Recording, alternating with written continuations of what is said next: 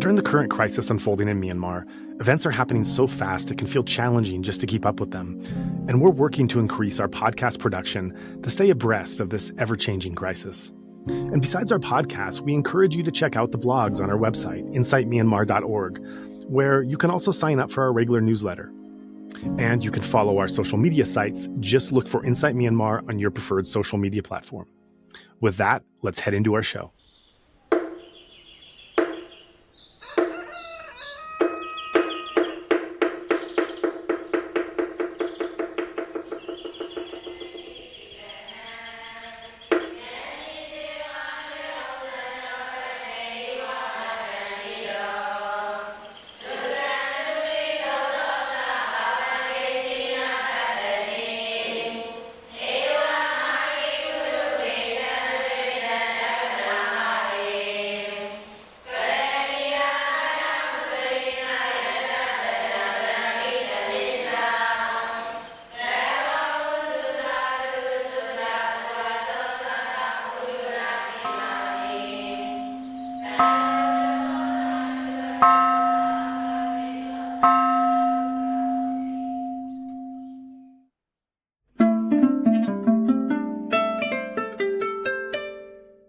For this episode of Insight Myanmar podcast, we're very pleased to be joined by Ashley South, who has been a researcher and academic and author on many things Myanmar for many years. And we're going to go into his background of research over the years and the decades, as well as updating that to the present day and how much has changed and what's stayed the same since 2021. So Ashley, thanks so much for taking the time to talk to us. Thank you for having me, Joe. Yeah, so a lot to get through in your academic career, your career as an author. But before we get into all of that, what I'm curious to know about, in all these decades that you've brought to studying many different things about Myanmar, can you tell us how you got there in the first place? Well, at the time it felt like a series of random events. I hope there's a bit of rationale to it. I came out here in 1992 as a backpack English teacher. After I graduated from university, I went to teach English in Greece for a year in Thessaloniki and had a marvelous time. But I've always been interested in Buddhism, and so I did want to spend some time traveling in a Buddhist country. So I actually came out here to teach English and spent 3 months in Bangkok and Hat Yai teaching in the private sector, which I didn't enjoy much. It was quite different to the experience previously in Greece.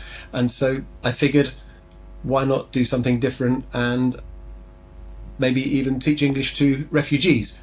And actually, I was preparing to head to Panatnakhon, which was at that time a processing centre for Cambodian and Lao refugees who had been accepted for resettlement in the United States, and they were having English language and I think sort of basic cultural orientation lessons.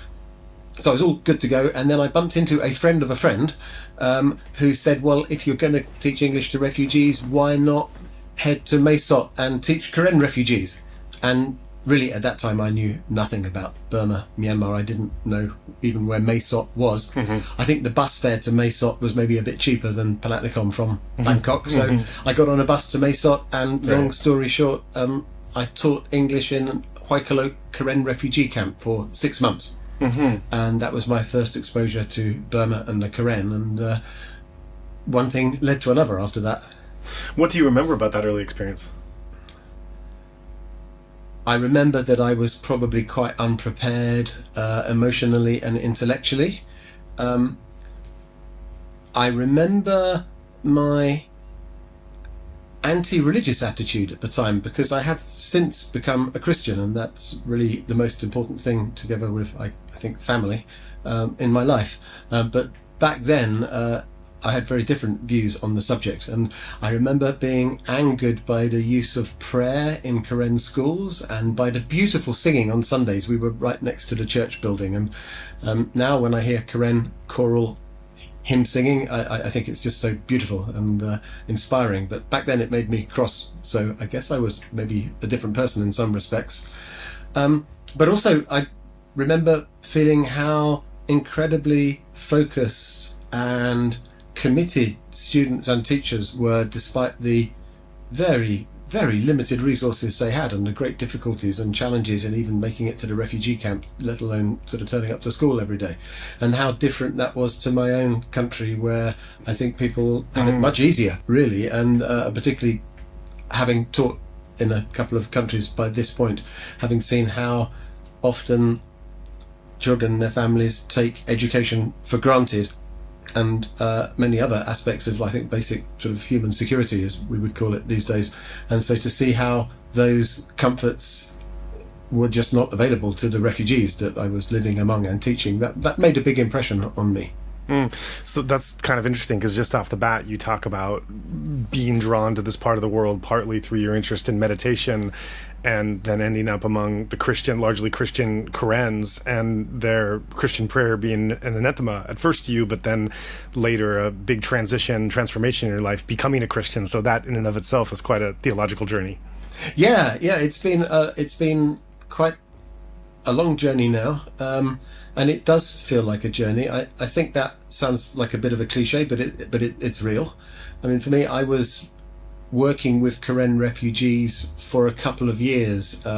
So after the refugee camp, I went back to the UK for a while, and then I came back out here to the Thailand-Burma border, and I taught English at the Karen Teacher Training College, which in those days was at Poibolu, which is a Karen village on the Moy River, just opposite the old KNU headquarters at Manipur. So I lived there for 18 months, taught English to trainee Karen teachers, and got to know a bit more about Kothule and the Karen nationalist movement, and started to read some books, etc., and got interested. After that, I went to work for the Burma Border Consortium, the BBC, as they then were called. Currently the organisation known as the TBC, but in those days it was the BBC. I was the Sanctuary Field Coordinator from 1994 to 97. And it was during that period that, of course, up in Manipur, in Poibolu at the KTTC, many of my colleagues, the students, teachers, those I met with, were Christian. And it still bugged me. And I think this is still an underlying tension in Karen society, the religious differences which aren't always acknowledged or I think properly addressed. So that was still sort of on my mind back in the days up in Manipur when I was teaching at the KTTC. But when I started to work with the refugees in the mid-late 1990s in Sanctuary, I worked with Mon refugees, and really from that period I've had, I think I can say, quite a kind of strong relationship with a lot of Mon friends, some of whom I'm still very close to now, and with the New Mon State Party, with CSOs, etc. And most of those people, of course, are Buddhists, and as I say, I have a long-term interest in Buddhism. Of course, I think, as in many societies, that a lot of my Mon Buddhist friends, they are not necessarily practicing their religion very regularly in the same way as many nominal Christians. You could say the same thing. Anyway, I also was working with the Karen Refugee Committee and Karen refugees from the 4th Brigade, that's Talin Thai region, and 6th Brigade, which is southern Karen State, Duplaya district. And also, these Karen communities mixed as well, by no means all Christian, particularly in 6th Brigade, but many of the refugee leadership and the local KNU officials I worked with were Christian. And I found it very challenging and really provoking, thought-provoking, that these people were so much motivated by their love of Jesus and by their motivation to work with and support their own community. And so spending time with Karen refugees in particular, and the refugee word I guess kind of should go in quote marks there, just because back in those days most of the refugee camps south of Mae Sot were situated along a border which is not very well demarcated. I think most of the Thailand-Myanmar border, even up till today, is not officially demarcated. So these were camps quite deep in the jungle that were nominally in Thailand, but the area was generally controlled by the KNU. But these were people who had fled from Myanmar army attacks, they had mostly lost everything. Literally all they had was the shirts on their backs and maybe some small amount of food and shelter, which was shared among the community. And I remember then seeing how people would join together in prayer and would sing in praise of God and thank God for the what they did have, and how that Christian identity really inspired people to help and support each other.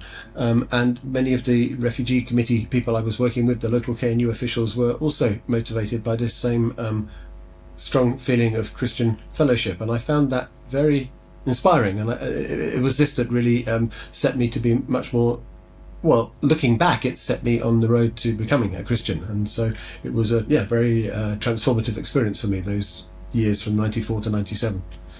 During which period I also fell in love with my wife of 27 years now, and she certainly guided me on this path as well. Wow.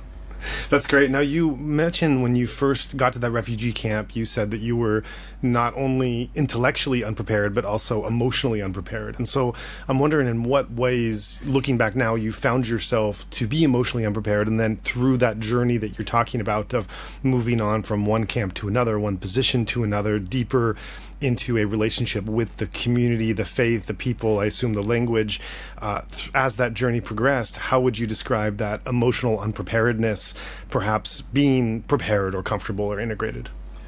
I'm not sure that I feel really more comfortable or mature emotionally, really. I've learnt a lot more about Burma, and the act of becoming a Christian has very much changed the way I feel about myself and the world. That's kind of been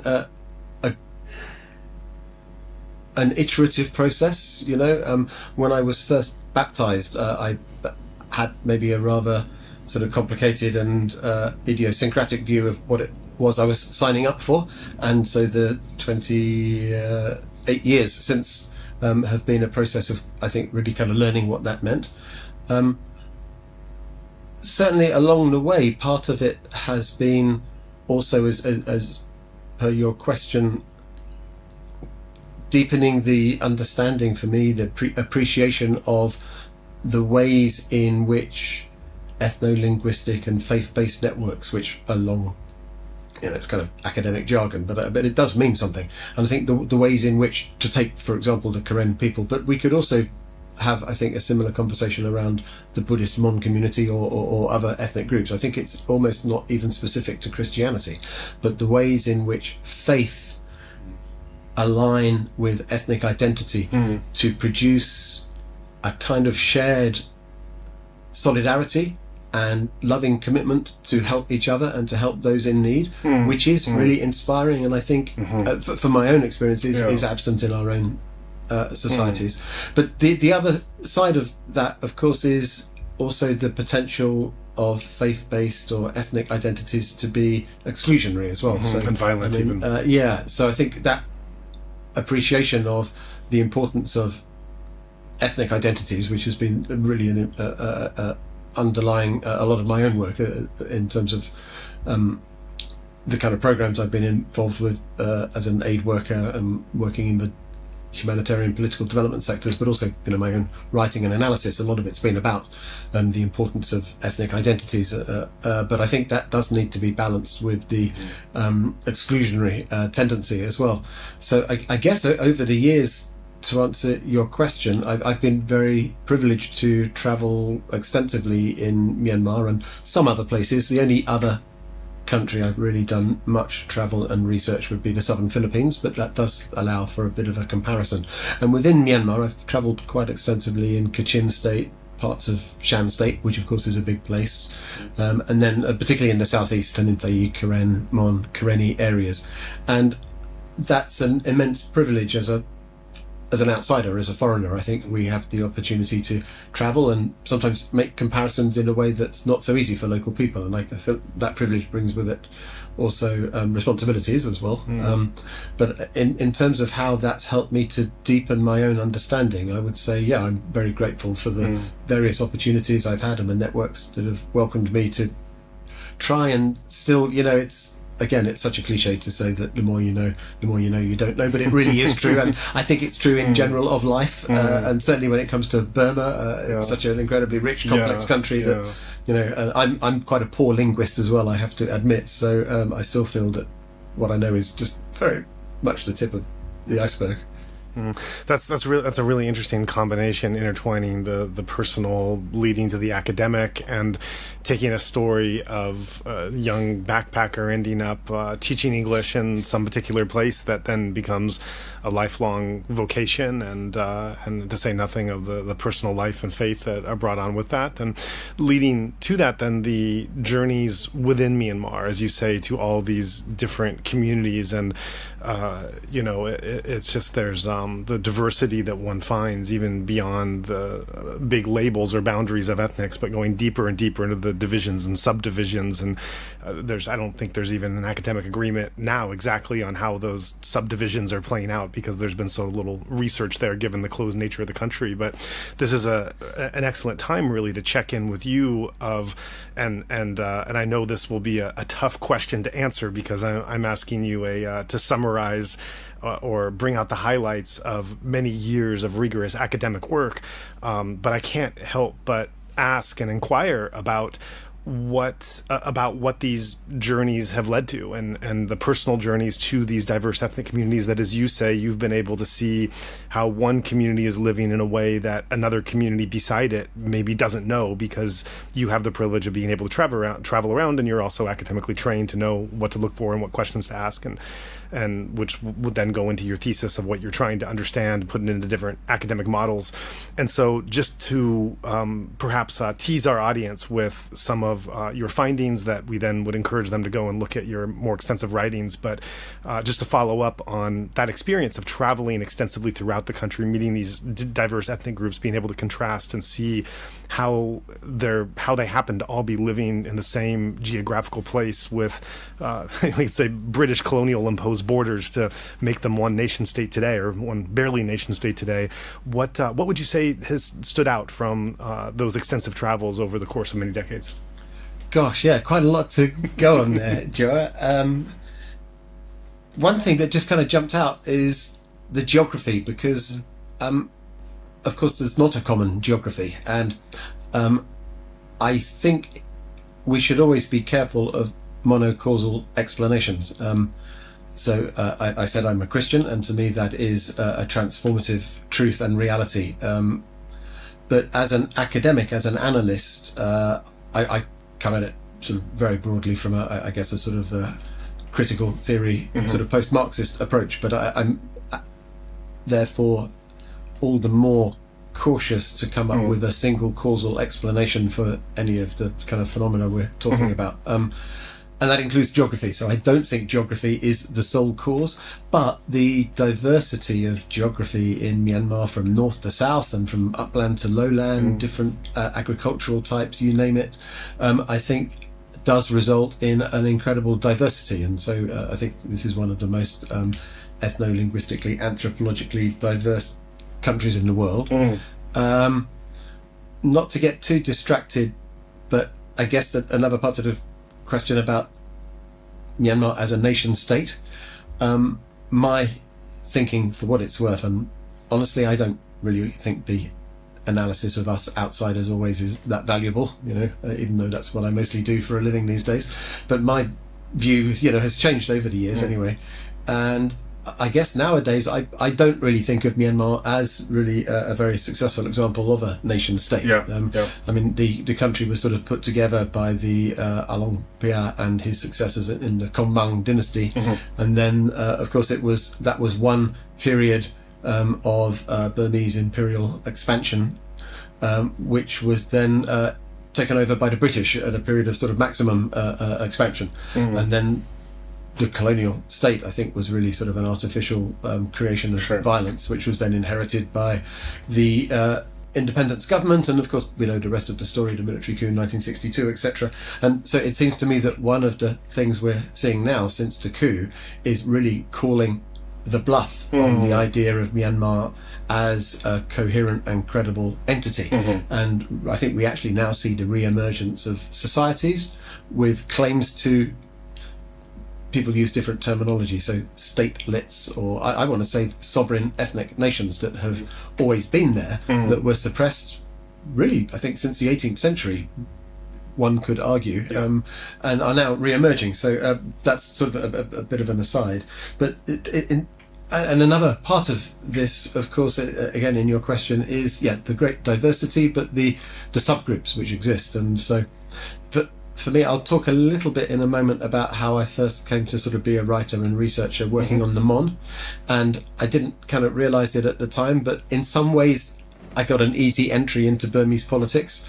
And I should be very careful what I say, I think, because I don't want to sound stupid, but or more than usual. But the Mon community in Myanmar and to a certain extent Thailand all speak pretty much the same language, with some very minor regional variations. They're nearly all Theravadin Buddhists, and I think, without being too simplistic about it, this is partly because the Mon are a lowland literate civilization and were so for 1,000 years before the arrival of the Kambang dynasty in the British Empire, whereas upland groups such as the Kachin, the Chin, the Coherent, I think partly because of geography and a number of other factors, there's a lot more internal diversity.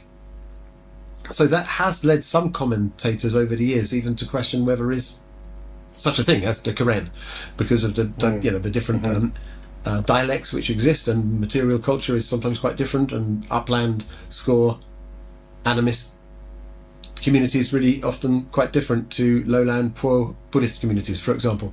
And yet I think if you spend time with these people and reading around the literature, which is quite extensive, and as a researcher, there is a sense of commonality among those. Amid the diversity, there are enough common elements to talk about, I think, in a meaningful sense, the Karen nation just as much as there is the Mon nation.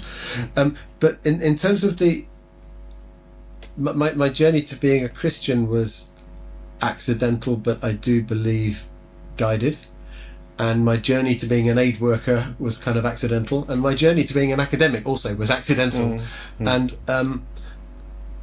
I think I was up to the story of how I lived in Sanctuary for near to Three Pagodas Pass for 3 years, and that was really extraordinary time. And that's when I really, I think, got to know something about Burma. And in those days, as I said, the refugee camps were on the very poorly demarcated border. So I spent a lot of time in the 90s, I think hundreds of cross-border journeys, sometimes just a few hours, sometimes a few weeks at a time. So I spent quite a bit of time in Karen and Mon areas, travelling around. And then,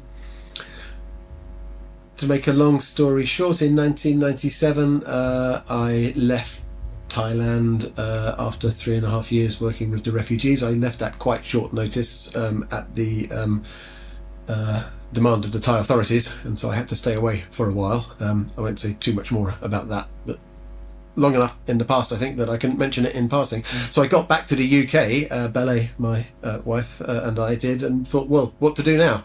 And eventually I did a master's degree, and some years after that I did a PhD. But what I did first when we moved back to the UK was a bit of teaching again. But also I had always wanted to be a writer. So in 97, when I got back to the UK rather abruptly, I thought, well, this is maybe the time to do it. When I was in university, in my early 20s, I used to write poetry. Listeners, please don't laugh too much. I actually published a few poems, and I even got paid for a couple of them, and word for word, actually, it's probably still the best paid writing I've ever done. And then anyway, I gave up all that childishness for a decade or so. 97, when I arrived back in the UK, having spent this very intense period working with Mon and Karen refugees. And that was during the period of the 1995 New Mon State Party ceasefire, followed in 1996 by the more or less forcible repatriation by the Thai authorities of the Mon refugees. So this was a really quite important period in Mon political history that I happened to have a pretty close, ringside seat for, working with the TBC. And when I got back to the UK, I realised that not much had been written about the Mon in the modern period. If you look in libraries and academic databases, there's a lot in there on the role the Mon played in pre-colonial Southeast Asia as a vector of Buddhism, bringing reformed Theravadin Buddhism to Southeast Asia in the 16th, 17th centuries, for example. And Mon linguistics, as part of a Mon Khmer language group, is quite widely studied. Very little out there on the Mon politics, particularly in the post-independence period. So that's what I started writing about. And when I started the book, I didn't have any academic training, just as a bachelor's degree in philosophy. Actually, I didn't know that much about the Mon either. I thought I did. I thought that the book would be a history of the New Mon State Party, and in many ways it is. I mean, that's the biggest index entry by some way. But I was very fortunate, really, that researching my first book about the Mon caused me to take a fairly deep dive into pre-colonial Southeast Asian history because of the important historical role the Mon have played, and also because the Mon, the NMSP, had a ceasefire through the 90s and, well, up to now, really, although obviously things are a bit more complicated recently. It caused me to take more seriously the study of what's happening inside Myanmar beyond the war zones, because up until the 90s my experience of Burma had been really only the borders. So I first went to Yangon with my passport in 1999. I think it was maybe my 100th visit to Burma, but it was the first time I used my passport. And I spent, I made a few trips doing historical research. Was a good cover, visiting the beautiful and really profoundly moving experience of visiting many religious sites. Some of these Mon, because this is my main area of research at the time, pagodas, etc., which there's something about sites which have been the focus of religious intention for many centuries. There's a peacefulness, you know it yourself, to these areas, which I found very, very interesting, particularly as a fairly recent convert to Christianity, so that gave me more to think about. Anyway, I then sort of discovered that there was actually more space inside Myanmar than perhaps I'd expected. I think I thought I was going to North Korea, and Myanmar in the 90s and the noughties, there was a contested, not particularly large at the beginning, especially space of civil society, so that caused me to then become quite interested in civil society as an engine for social and political change, and that's what I was writing about. I pretty much finished my first book, and then I did a master's degree, and then I realised that the first book was terribly naive and not very impressive intellectually, so I was very lucky that I didn't publish it earlier, and I kind of rewrote it a bit, fancied up some of the introduction, made it a bit more theoretically relevant, and so it took me a long time to answer the question, but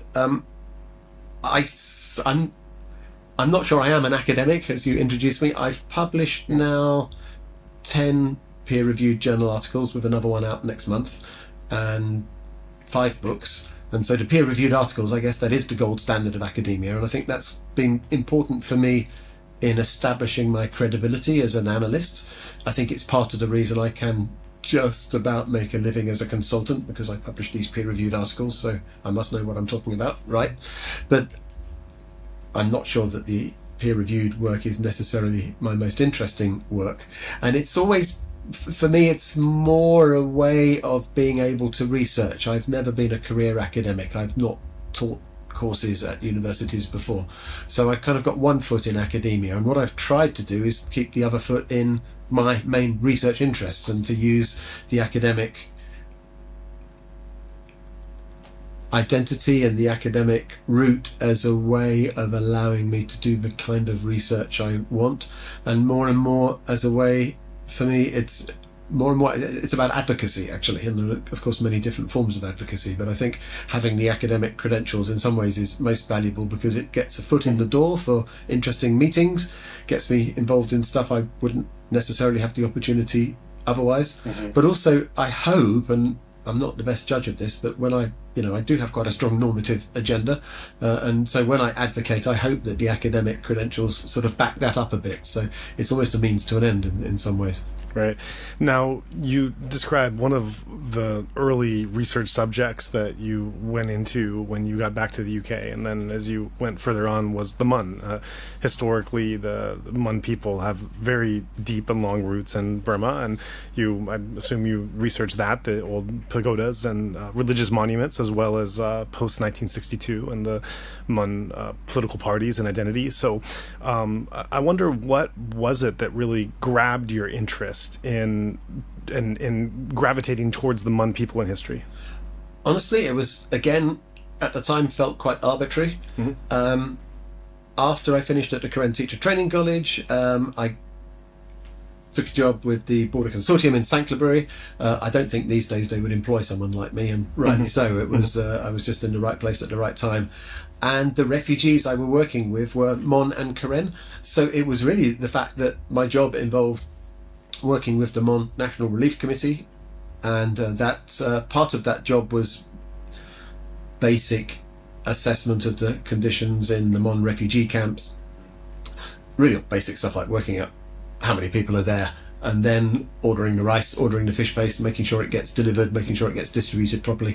All of the work done by the Mon National Relief Committee. And of course, that's one of the real strengths of the TBC model, not to get too much off track, but even today, although the refugee camps are there's a smaller number of larger camps compared to back in the 90s for various reasons, partly because of the DKBA attacks on the Karen camps in the mid to late 90s, but also it's a more bureaucratized aid industry now than it was when I worked for the TBC, which is why I probably wouldn't get a job this time round if I was to apply again for a similar role. So I landed up in this job working with these Mon people who I'd never met before or even really heard of, and I mean, I won't embarrass them by naming names now, but I think they and many of my other friends know who they are. Some of those people who I first worked with in 1994 have become really, really close personal friends. So what was it about the Mon? In the first case, I think it was just the opportunity, being there at the time of the ceasefire. And as I mentioned, my job involved partly the basics of humanitarian response in the refugee camps, but also there were very few NGOs on the border in those days, particularly in this stretch of the border south of Mesop from Sanctuary.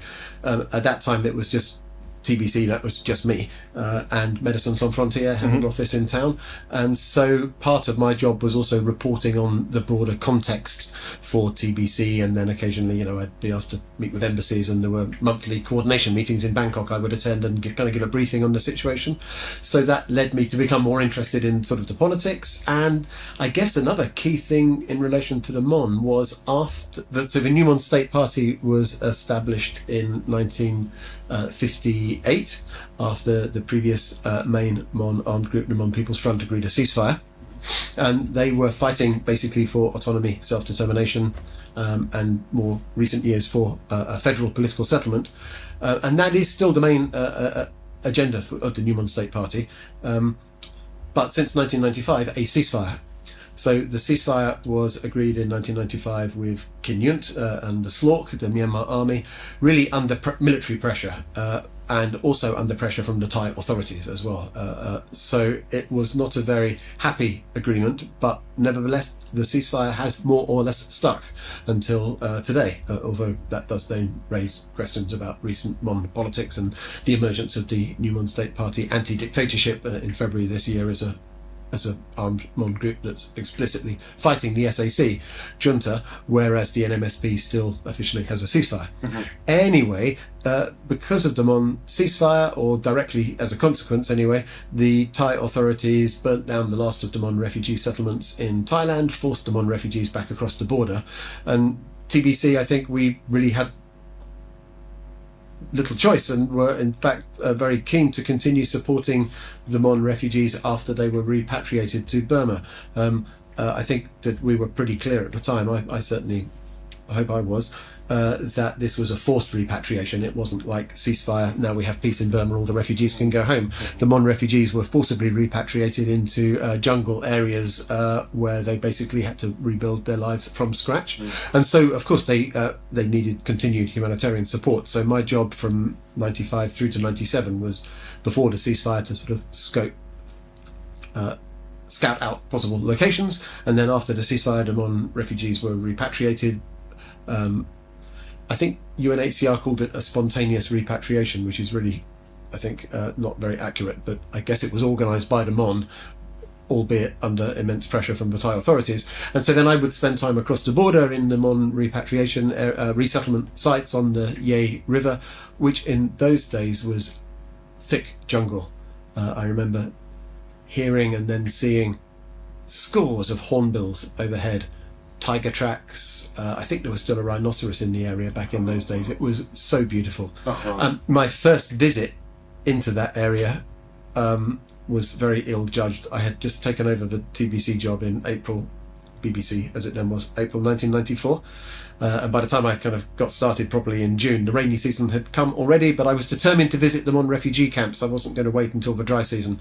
And so off we set into the jungle, and the first word I learnt, and still sends a shiver down my spine, in Mon, glorm, which is the Mon word for leech. And there were many leeches and many wild animals in the jungle, but it was also incredibly beautiful. And visiting these areas in that time really, I think, helped me to sort of connect with that locale and to build strong relationships which have persisted through many ups and downs with Mon stakeholders. So I mean, I guess in terms of organisations, I've been very close to the New Mon State Party since that time, but also I have many long-standing relationships with CSOs and with groups like the Mon Women's Organisation, Human Rights Foundation of Mon Land, etc., and just many friends and individuals as well. So I guess it originally came about through circumstances, and then because I wrote this book about the Mon, and that was published in the first edition in 2003, the second edition in 2005. It's still it's one of 3 book-length studies of the Mon. So Halliday's was published in 1917, so that was quite a long time ago. Hazel Lang also published a book about the Mon refugees, it must be said. But there's not many of us who've written about the Mon, so I think that sort of really tied in my relationship. And I've been very close to a number of different Mon groups and friends ever since. And I do want to just say a little bit more about this, because there is something really recognisable and distinct, and to me deeply attractive, about Mon culture. And I'm a terrible linguist. I can just about get by and score coherent. I'm embarrassingly poor at Burmese, and my Mon is almost non-existent, so I'm really, I'm definitely an outsider. And I've just been very privileged to have such generous friends who've shown me around, and I've visited many interesting places in the deep jungle and out in the islands and monasteries and etc. And there's a trend, I think, in the analysis of Myanmar history and culture to question whether there is actually much difference between Mon and Burmese at the end of the day. And I'm not academically qualified really to comment on that, beyond saying that there is a distinct feeling around Mon culture, which is pretty useless way of describing it for a sort of so-called partial academic. I feel I should do better, but something that is deeply attractive, and you know it when you see it. So it grew on me, I must say, particularly those early visits to Burma in the 90s and noughties, when I was doing my research for the first book and visiting Mon religious sites and spending a lot of time in Mon communities. It grows on you. And then I guess sort of to move the story forward, same but different. The other community among whom I've spent a lot of time would be different Karen groups, particularly in upland areas. Also, as I said, several other communities as well. But I think this is still relevant to the question, that I've just been often just so almost overwhelmed by the kindness and generosity and sincerity of the people from Burma among whom I've spent time. I'm thinking now of Karen groups again, but it could be, it's not exclusive to the Karen. I think I touched on it partly earlier. That's and putting it in terms of the common ethnic and faith-based identities, which certainly are mobilized in communities, and they're among the resources that lead to resilience and self-help and mutual aid, all of which sounds very abstract, and there is something very sort of real and meaningful there. And I just think the generosity to strangers, in my case, I think what it must be like for a Karen refugee to turn up in the UK, and I don't think they would get anything like the same generous and loving and sincere welcome which I've experienced so many times in Karen communities as an outsider. And that really, I could tell quite early that there was something very special here. And in some ways, I think the next 25 years of my life have been an attempt to try and understand what that actually means and what to do about it, I suppose. That's really beautiful, and I really appreciate your story intertwining the personal with the advocacy, with the academic, and where those all come together. And sometimes you move a story forward by going back, and that's where my next question wants to go.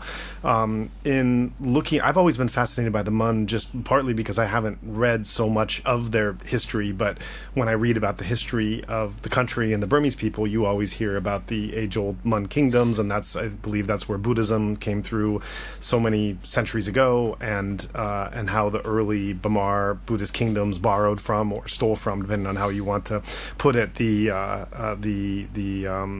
Mun wealth of the Buddhist teachings and other things in society. So I've always been fascinated by this, and I couldn't pass up a chance to talk to someone who's really been integrated in this community and studied this far more than me. I think this is something our listeners, who however much they know or don't know about this, would also like to hear. Could you trace us back to the early history of Mun civilization and how that influenced the rising Bamar empires? And I also want to frame this question by referencing again, sometimes you go backwards by going forwards, and so this is not simply a history lesson, but a way of remembering how history and various points in history are informing the present and the future, including the current moment and where we're going now. Great, thank you. Yeah. Again, I'll preface it by saying I'm a real jack of all trades. I guess politics is my thing. I'm not an expert on Mon history in an academic sense. But I like the way you phrased the question, because the Mon have great cultural prestige. And that is partly because of the historic role that Mon kingdoms and queens as well have played in Southeast Asia. So the relevance of the Mon historically is still apparent today, I think. And as I understand it, the Mon Khmer languages separated, let's say, about 2,000 years ago. So the earliest inscriptions in mainland Southeast Asia, in the lands which would later become Burma and Thailand, but also up as far as Vientiane and in Laos, are in Old Mon. And it seems the very earliest Mon settlements from the first half of the first millennium of the Common Era are as much informed by Brahmanism as Buddhism. And so I think partly what that shows is the very long-standing connections across the Indian Ocean with Indianized religious cultures and polities. So it seems that probably, if one can be, again, too simplistic, that the Mon Khmer came down out of the Asian steppes after the last ice age X thousand years ago, and there was probably already an earlier strata of Homo sapien settlement in Southeast Asia. But the Mon, I think, were very early in the next wave, and so they came from the north, from China, but the culture, I think a lot of that came from the west, from India. And by the time of King Anuruddha of Pagan, to bring the story forward a bit, the Mon civilization was spread across much of central and southern Thailand and Burma, as those countries are known today. And it was a high prestige, literate Buddhist political culture, definitely using Mon and Pali as domain languages of rule. There's not that much left in terms of archaeological evidence, so it's a rather patchy picture, but it does look like these were more civilization areas with city-states rising and falling and sharing common cultures rather than being a bounded modern state as we would sort of understand it today. This is important because there have been some attempts, Michael Longthwin's Mr. Ramanya being the most infamous, to actually claim that there was no significant Mon civilization prior to Pagan, and I think that's been certainly disproved. Donald Stadner, I think, is one of several authors who've written critiques of Longthwin's suggestion that there was no pre-Pagan Mon civilization. There was. The story is that King Manuha of Pagan raided Thaton and took with him 3,000 Mon monks and the Tripitaka, the Buddhist holy scriptures, up to Pagan, which of course was the founding of the first Burmese Empire. So quite how these events played out at the time is of course shrouded in history. I think even the earliest mentions of King Anuruddha, I think, are 200 or 300 years after he was supposed to have lived, so we don't really know what happened, but clearly there was a strong influence of Mon Buddhist statecraft on the earliest polities in Pagan, and famously the Jansita stela at Pagan from the 11th century. It's the earliest known example of Burmese script, and I think the last example of Pew script, so there's some suggestion that actually the predecessors of the Burma Pagan kingdom may have included the Pew. I was going to ask if there's any relation between the ancient Pew civilization and Mon.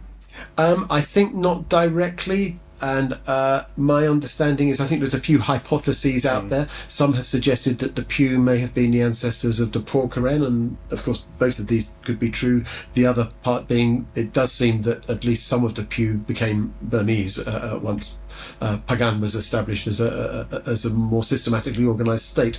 Then we see the decline of Mon civilization with the ascendancy of the Pagan state through till the 1300s with the Mongol invasions, and then the collapse of Pagan and the rise of the Shan states further to the north, and including then the beginning of the rise of Ava.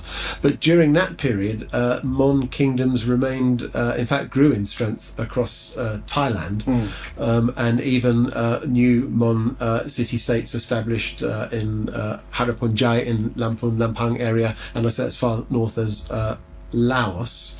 And we really get a big resurgence of Mon sovereignty in the 15th and 16th centuries, which coincides with the revised Theravada Buddhism across Southeast Asia.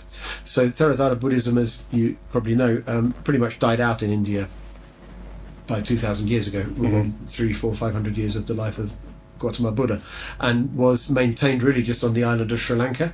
And then in the 15th, 16th century, round about the same time as we have the Protestant Reformation in Europe, there's a Reformation and the introduction of a more rigorous and orthodox school of Buddhism, the Theravadan school, right across mainland Southeast Asia. And that comes from Sri Lanka through the Mon, and then from the Mon into Thailand and Cambodia and Laos, and also into the Ava kingdom and successor states in Myanmar.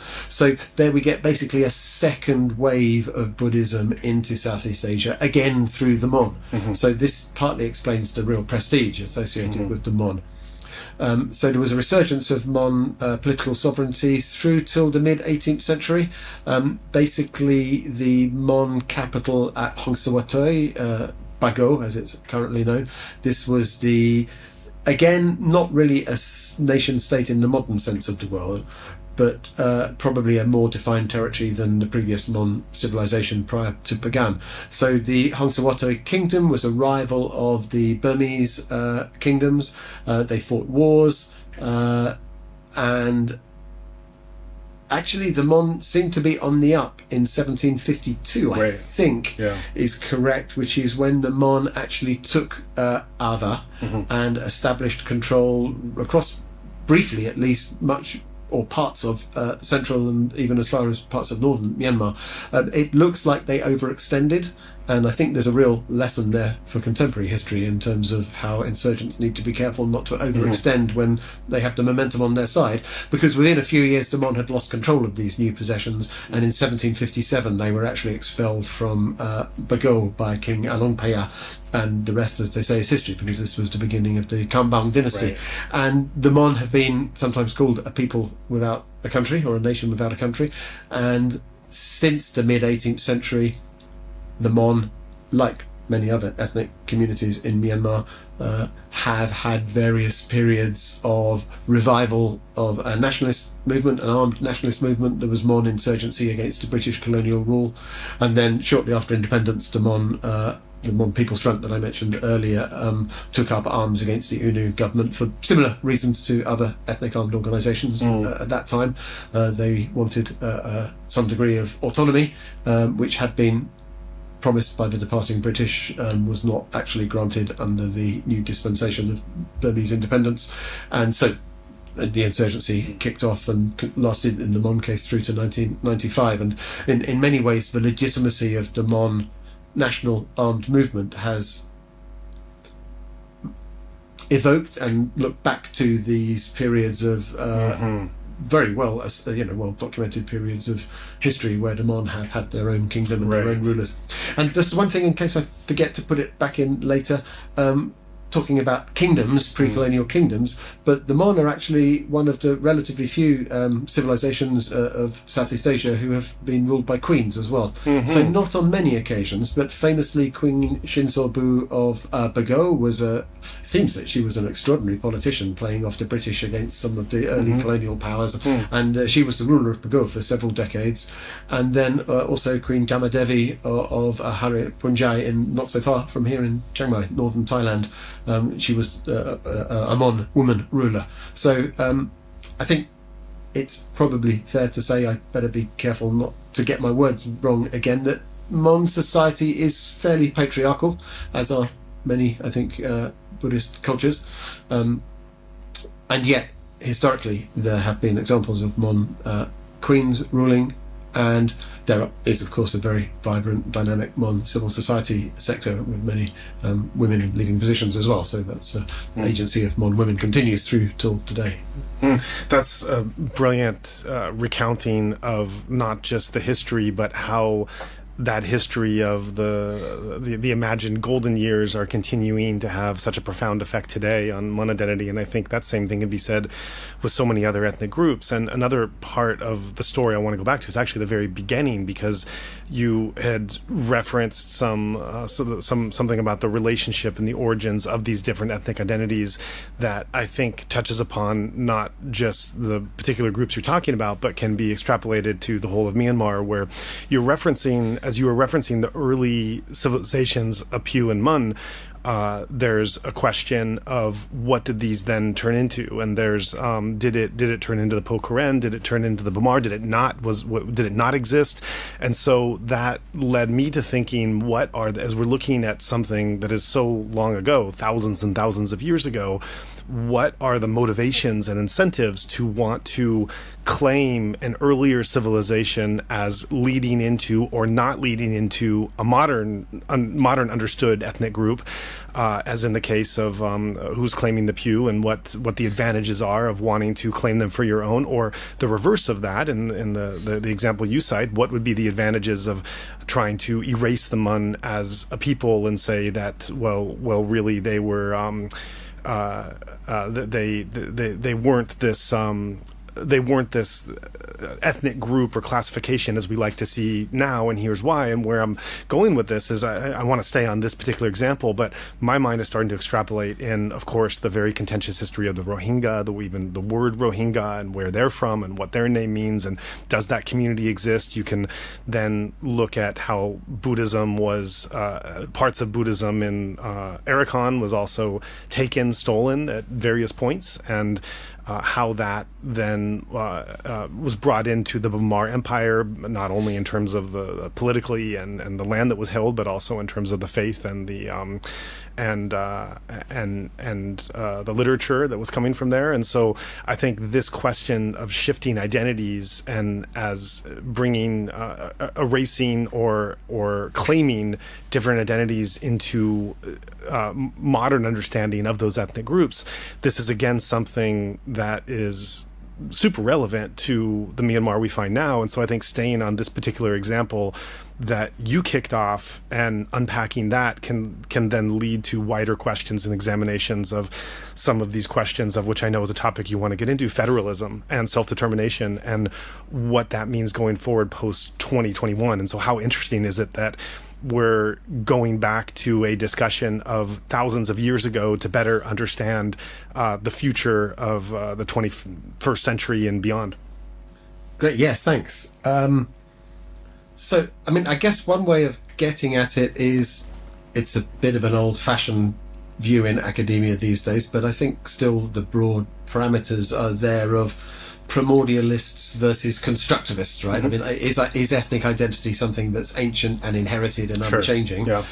Or is it something that's kind of invented and reinvented in real time almost? And I think, it's both of those things are true. I mean, and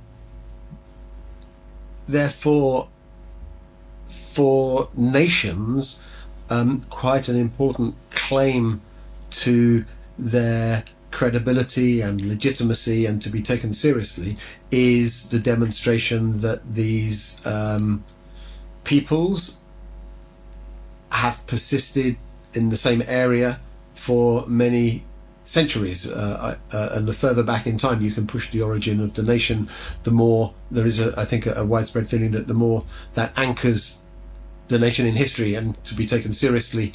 And I think there is some reality to that view of things, and I think it is really both primordialism and constructivism. There have been attempts over the years, I think not just in Burma studies, but across sort of academia and analysis, to kind of discredit the idea of ethnic identities being long-standing, and particularly once ethnicity starts getting mapped onto territory, and rather to say, no, these identities are constructed, and then. But I don't think these are necessarily contradicting each other, and certainly we can see changes in ethnic orientation through the historical record. Often really then language is the best proxy we have. And so if you look, for example, at the British colonial administrative records through the 19th century, the number of, keeping it on the Mon again, I don't have the numbers to hand, but my recollection is that through to the 1850s, 60s, 70s, there were large numbers of Mon speakers recorded in the Irrawaddy Delta and around Bago, which, as I mentioned, was the historic capital of the Mon Kingdom of Hongsawatoi. By the 20th century, the number of Mon speakers had really dropped massively, and most of these people had become Burmese speakers.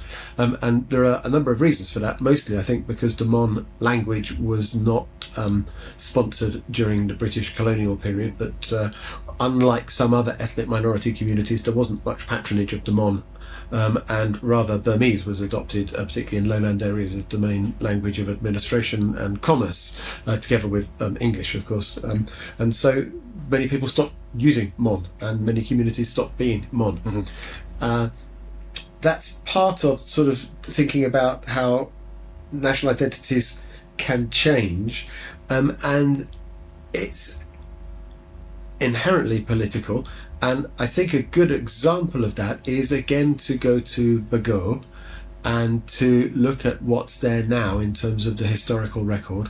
And of course you can visit the Hinthagon Pia, which is reputed to be the place where the Mon Kingdom of Bago first emerged from the waves into dry land. So the story is that during the time of the Gautama Buddha, he was flying overhead in Southeast Asia, and there was a pinnacle of land sticking out from the sea, upon which a female duck was perching, and a male duck was perched on the back of the female duck. And the Buddha said that a land will emerge here from the seas, and this will be a great kingdom to propagate Buddhism. And the story goes that then Indra, the Brahman god, it shows again obviously the connection of Buddhism and Hinduism in Mon foundation myths, caused the seas to recede, and the place where it all started is now marked by the Hinthagon Pagoda, which is indeed a hill just outside of downtown Bago. And the statue which we often see marking Mon communities is indeed that the duck, the sheldrake, the Brahmani duck, the boptor, that's the golden sheldrake, or the shui hintha in Burmese. And the symbol often is one duck perched on top of the other, and it's the female supporting the male. And so this is often given as an example of how Mon women have significant agency. Nice. Anyway, also at Bago we have the Shui Mordor Pagoda, which is actually the tallest pagoda in Myanmar. It's I think 110 meters, so it's not on a hill quite the same way as Shui Dagon is, but the Shui Dagon, as I touched on briefly, was actually known as the Jait Lagoon, and the Shui Dagon seems to emerge into history around 6, 7, 8, 900 AD, as far as I can remember, and was a Mon pagoda up until the point where Lower Burma was conquered by the Kambang dynasty, and then famously Along Paya renamed Dagon as Yangon, and then the Jait Lagoon became the Shui Dagon. And you get a similar story in Bago. So the Shui Mordor far predates the Burmese state, and was actually the site of the royal palace. If you visit now the Shui Mordor Pagoda, you can go to the reconstruction of what looks a bit like a 19th century Burmese palace from Mandalay that has been slapped down on top of a largely unexcavated archaeological site, which is the remains of 15th, 16th century Bago, and hardly excavated. So there's clearly the stuff under the ground there. I think the informed opinion, speculation, but quite well informed of some people I've spoken to who know more about it than me, is that this would be one site among several in Burma which contain possibly very significant archaeological evidence, which at least would help us to better understand the history of the Mon. Incredible. And given the fact that the Mon have played such a leading role in religion and culture in Southeast Asia, it might actually help to explain more about the history of Southeast Asia, and presumably would reinforce the notion of the Mon as an ancient civilization which has had its own citadels and introduced Buddhism, all of which of course be very welcome to the Mon nationalist movement, and there are many amateur and but often very well trained and experienced historians in the Mon nationalist movement. But I think you can see where I'm going with this, that the Burmese state, first under the British, who didn't really care, I think, didn't really have the skills to proceed with archaeological excavations, and then under successive Burma-dominated military regimes, there hasn't been much incentive to dig up the Mon past, because that would, of course, then lend greater credibility, legitimacy to Mon nationalist narratives. Fascinating. And then just so it is fascinating, the sort of the politics of history, the politics of archaeology, and in some ways, I think this is not Pago is a particularly good example, but right along the seaboard down to Dawei through Thaton and Molomyang, there are many partially or unexplored archaeological sites, which I think also in some ways better to keep that stuff under the ground until there are authorities there who have the skills and the will to investigate properly. I feel I can't, although I've gone on too long, no doubt, I feel that it's really important to just come back to what you said about the Rohingya as well, because as a quote-unquote expert on Burmese politics, I do bang on quite a lot about national identity, the right to self-determination, etc. And I haven't personally spent much time working on the situation in Rakhine State or the Rohingya. I once visited Mongdo and Buditong as a consultant for the World Food Programme, and just thought it was a terrible, appalling situation. I think the Rohingya incredibly badly treated, as obviously I'm not the first person to make that realization, but I think it's really important for those of us, and talking about myself really, who make our living by talking and writing about Burmese politics. If self-determination means anything, it means that people should have the right to determine who they are and what they are called, and that has to be the case for the Rohingya as well. And I feel often that for myself and many others, I believe that we often sort of exclude the Rohingya, at least partially, from our analysis of ethnic politics in Myanmar, and I just think ethically that's really not right. And so whilst I have not done much research myself on the Rohingya, I think it's really important to mention the Rohingya when talking about the ethnic nations of Myanmar in order to be inclusive. And then that does bring us on to that other point that you made in terms of how cosmopolitan pre-colonial identities were. My understanding is that the idea of ethno-linguistic identity being the main characteristic which determines your political position and your access to material and symbolic resources, that's a fairly modern notion. I think in the pre-colonial state, language, ethnic identity was one among several factors, but more important probably was position in the status hierarchy in relation to the court and in relation to the religious hierarchies, artistic hierarchies. And although I'm not an expert, it seems to me that pre-colonial Arakan was probably a really good example of that. There's a very cosmopolitan state with certainly, can't be certain about anything, can we?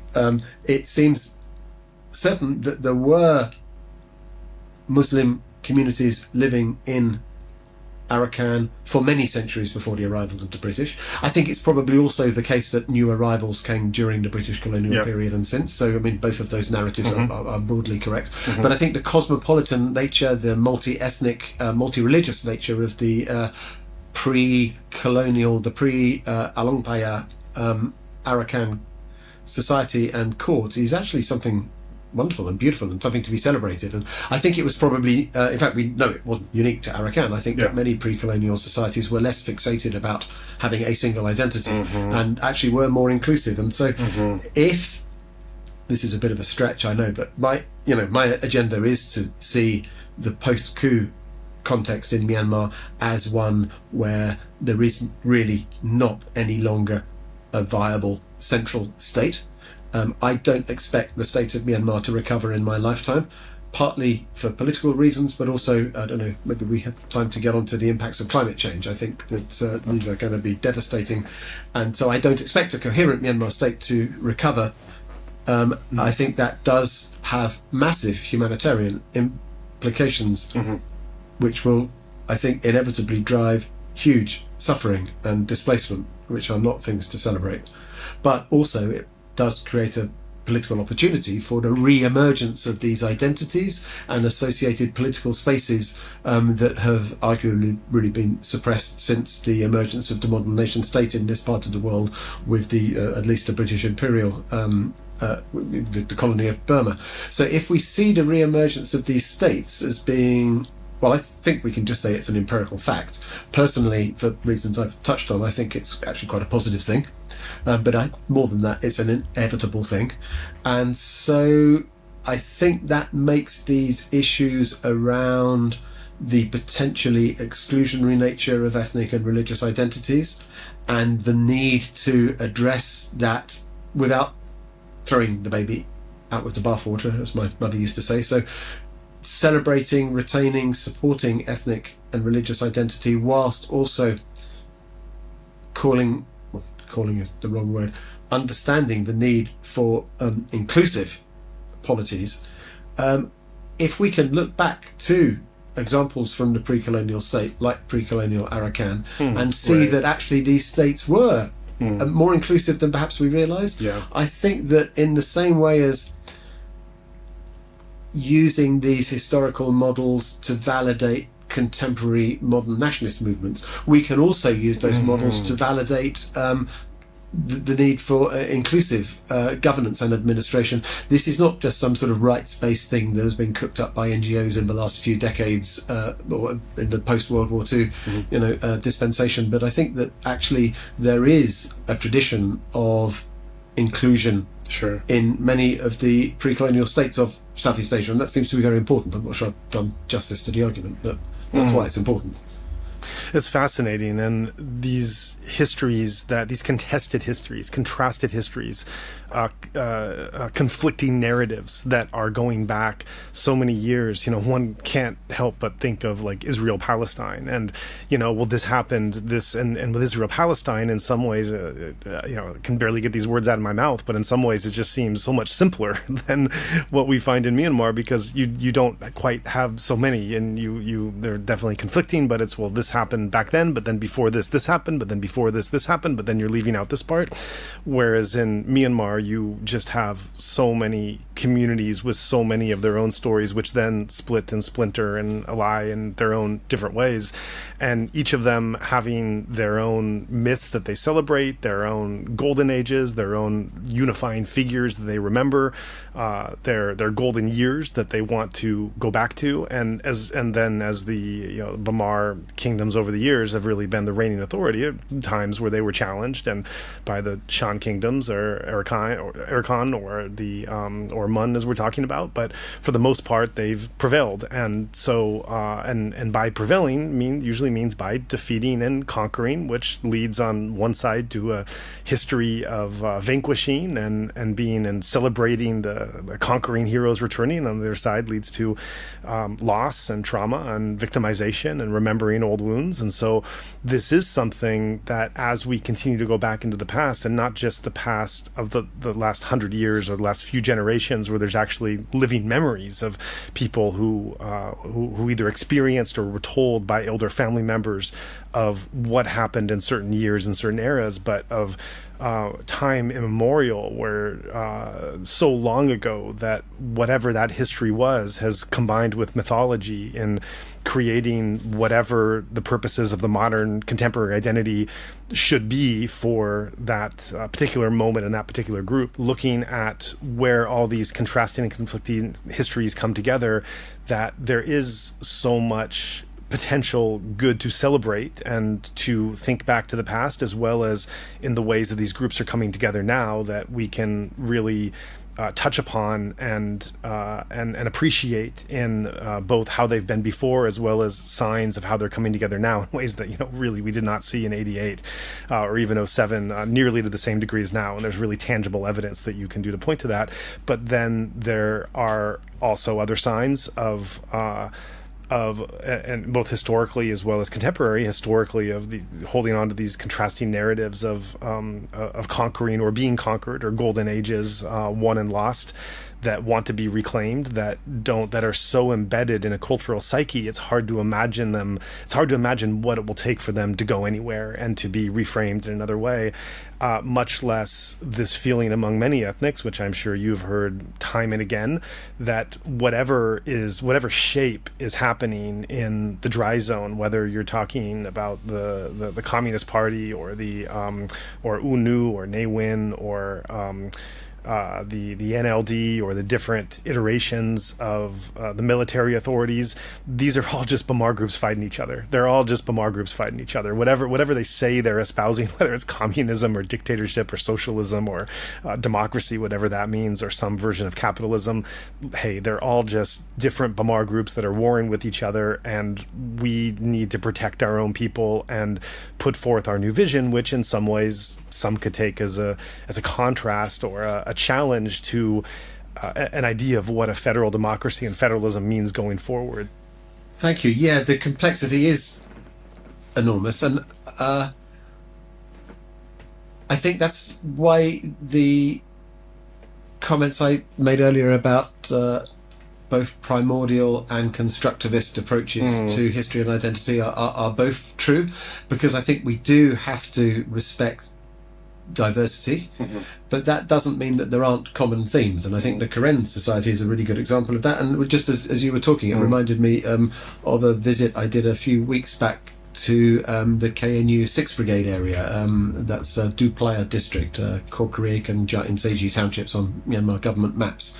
And actually this was an area I travelled in extensively in the 90s, as I was mentioning, and hadn't been back since. So it was amazing to revisit. I've been to Burma, quite a few times since, but not to this part of the world. Wow. One side point that makes it interesting is it was a bit easier to go back this time because so many of the Myanmar army bases that were imposed on the communities, particularly from the late 90s, have been removed. Oh, wow. I think there's only one Myanmar army base really still on the border in that area of the southern part of Karen state, really from Umpang down to Three Pagodas Pass, which of course is still for now Myanmar army controlled, more or less. So anyway, visiting the Telaku. And so the Telaku are a millenarian Buddhist sect. They certainly recognize the historic Buddha Gautama, but they are focused primarily on Arya Maitreya, the Buddha to come. And this is bound up with Karen traditional beliefs or tales, some of which are known as the Ta, which were actually first recorded by the missionaries. And this is where it gets complicated, because it's difficult to know quite how much the early recording of the Ta consisted of projections on the part of the missionaries and how much of it was actually really there in the first place. But it does seem that there were elements of Old Testament knowledge and mythos present in some of the Karen legends even before the arrival of the first missionaries, which is intriguing. But not to go there for now, but just to think about the Telaku being focused on a future Buddha to come. Arya Buddha, who will bring in a golden age of justice and peace for the Karen. And in that context, one of the reasons why the Telaku have been are still so interesting and striking is that they have a large number of taboos about what they can eat and what they can't, and what they can wear and what they can't, which means that the Telaku, and there are several different Karen subgroups that we could also talk about, different but with this same characteristic of having preserved much of the tradition. And so the Telaku would even critique Christian Karen communities for having abandoned so much of the traditional knowledge when they became Christians. And so that's been a tension within the Karen nationalist movement, which I think is generally and correctly understood as a movement which emerged in the late 19th century under missionary tutelage, particularly among newly literate English-speaking Karen Baptist primarily elites, who formed a national movement which we can see the KNU actually as an inheritor of. But of course, Karen Christians make up only a minority of the larger Karen society, and no one really knows how much, maybe 20-30% of the Karen population is Christian. And so there are other narratives there in terms of what it means to be Karen, and even what a Karen nation might look like. And so there have been millenarian movements, as I mentioned, who have sought to establish Karen societies in a very different image to that of the sort of modernized Christian tradition. And this partly, I think, explains some of the dynamics and conflict that has existed within the Karen armed nationalist movement, with, for example, the emergence of the Democratic Karen Buddhist Army in 1994-95 and that huge schism within Karen society. And I mention it because I think your comments are really, really important, that it's not enough just to say we need to unpack a Burma-centric view of Myanmar in order to take account of the Karen, the Kachin. I know more about the Karen than other groups, but I think many of these comments would be relevant also for the position of the Jingpo within broader Kachin society. That's somewhat similar structurally to the position of the Score elites within Karen society. So we need to, I think, take that decolonization a step further and also unpack what it means to be Karen, what it means to be Kachin, and to understand, as you were saying, that there are many local histories. And I think a lot of that is very difficult to recover because of war and because of the need for, frankly, better language skills than I have, and people who are proper trained anthropologists. And so again, it's this sort of challenge of, on the one hand, respecting and celebrating the diversity, but not taking that as a pretext to dismiss the idea of a national identity. I think it should be possible to celebrate diversity whilst at the same time understanding that there are common cultural cores. And just another thing that occurred to me is hidden and secret histories as well. I remember my first visit, and I've only been a few times, to the Irrawaddy Delta. So this was in 2000. 2010, I think, a couple of years after Cyclone Nargis, and we were talking to communities about their experience of Cyclone Nargis and recovery, what had been helpful, what kind of international aid had worked, what were some of the different ways that communities had supported and helped each other. And part of that exercise involved timelines, to have a sort of participatory approach to research. And in some of the villages in Bogalay Township, we began to realize that there were big gaps in the timeline, particularly around the period 1991 through to 94, 95. People just did not want to talk about it. And then, of course, funnily for me, the penny dropped, because I'm a researcher on Karen history and politics, and this was the period when the KNU sought to restart insurgency and armed conflict in the Irrawaddy Delta by sending troops into the area in 1992. The operation went wrong. It was detected quite early by the Myanmar army, who responded with, well, we know how the Myanmar army responds, with great violence, using a really brutal version of the four cuts strategy, basically bombing villages, killing and torturing many villagers, and brutally suppressing this attempt to reignite insurgency in the Delta. And so the communities in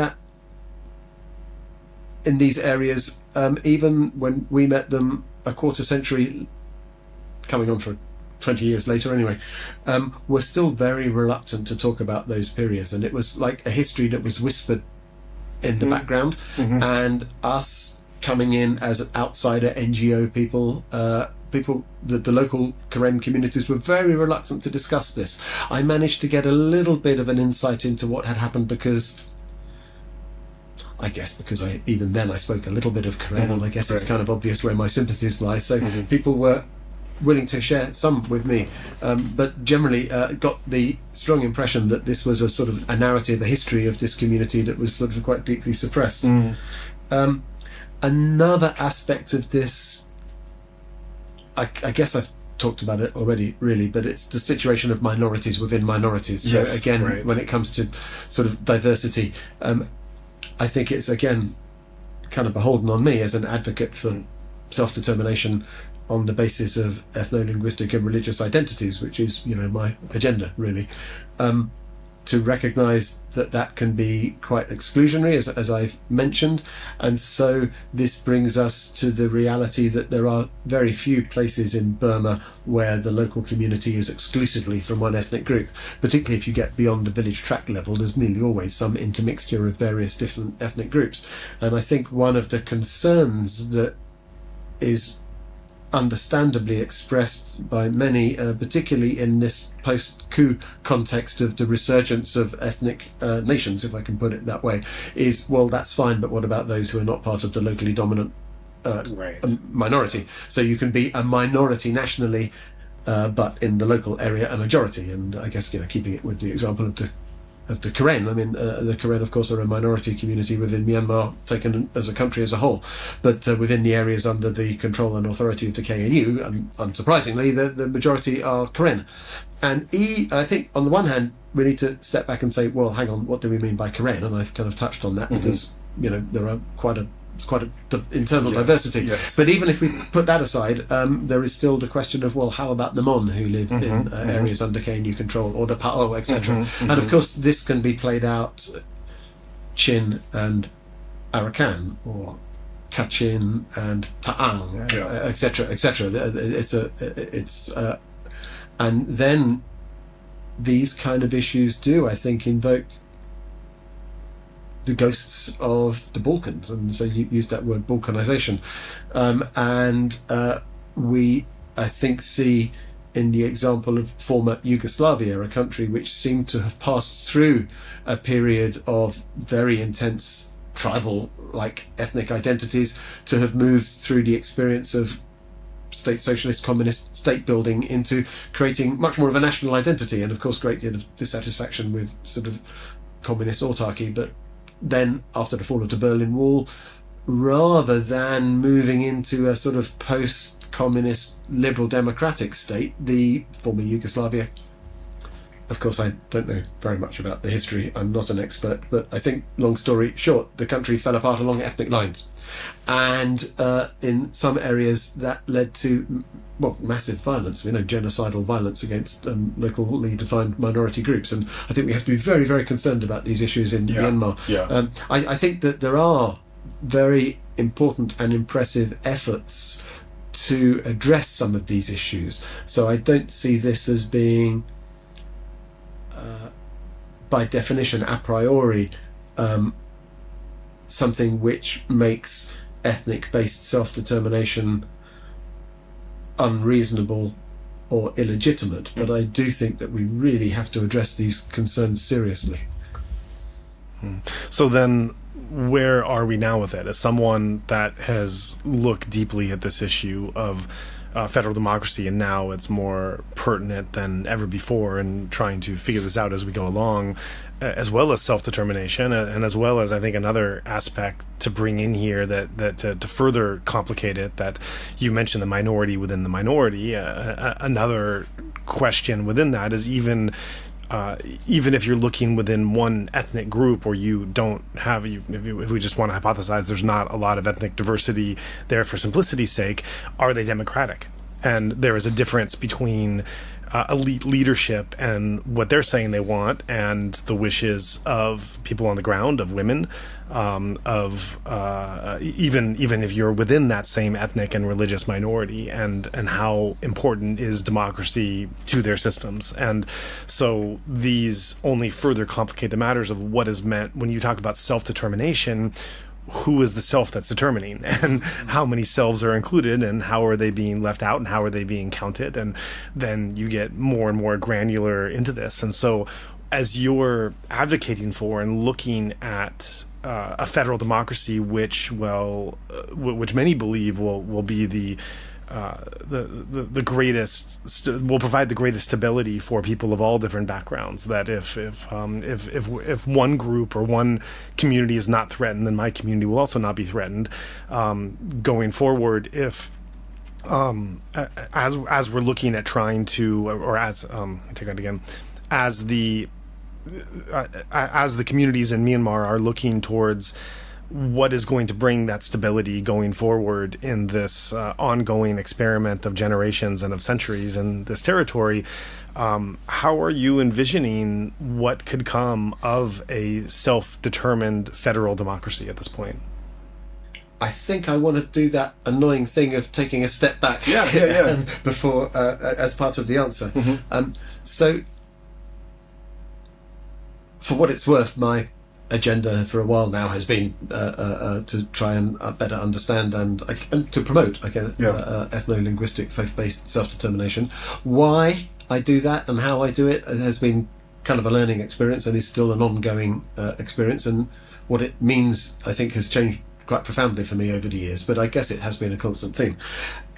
Prior to the coup, it was rather a lonely existence. I was quite closely involved in the early days of the peace process in Myanmar. I'm taking yet another step back now, particularly from 2012 through to 2014. I was the deputy head of the Myanmar Peace Support Initiative, and so we were closely involved in the peace process.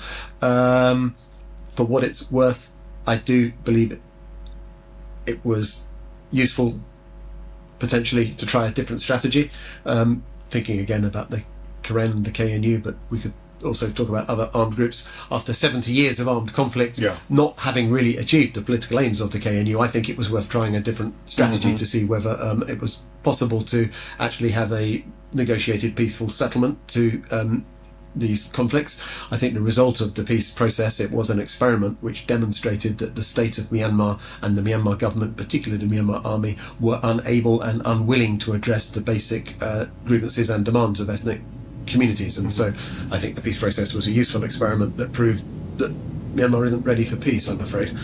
Anyway, from that period onwards, I think I was out in the wilderness for a while, and I recall talking to donors, diplomats, embassies prior to the coup, when I was spending a lot of time in Yangon, as many of us were, of course, in those days, prior to COVID as well.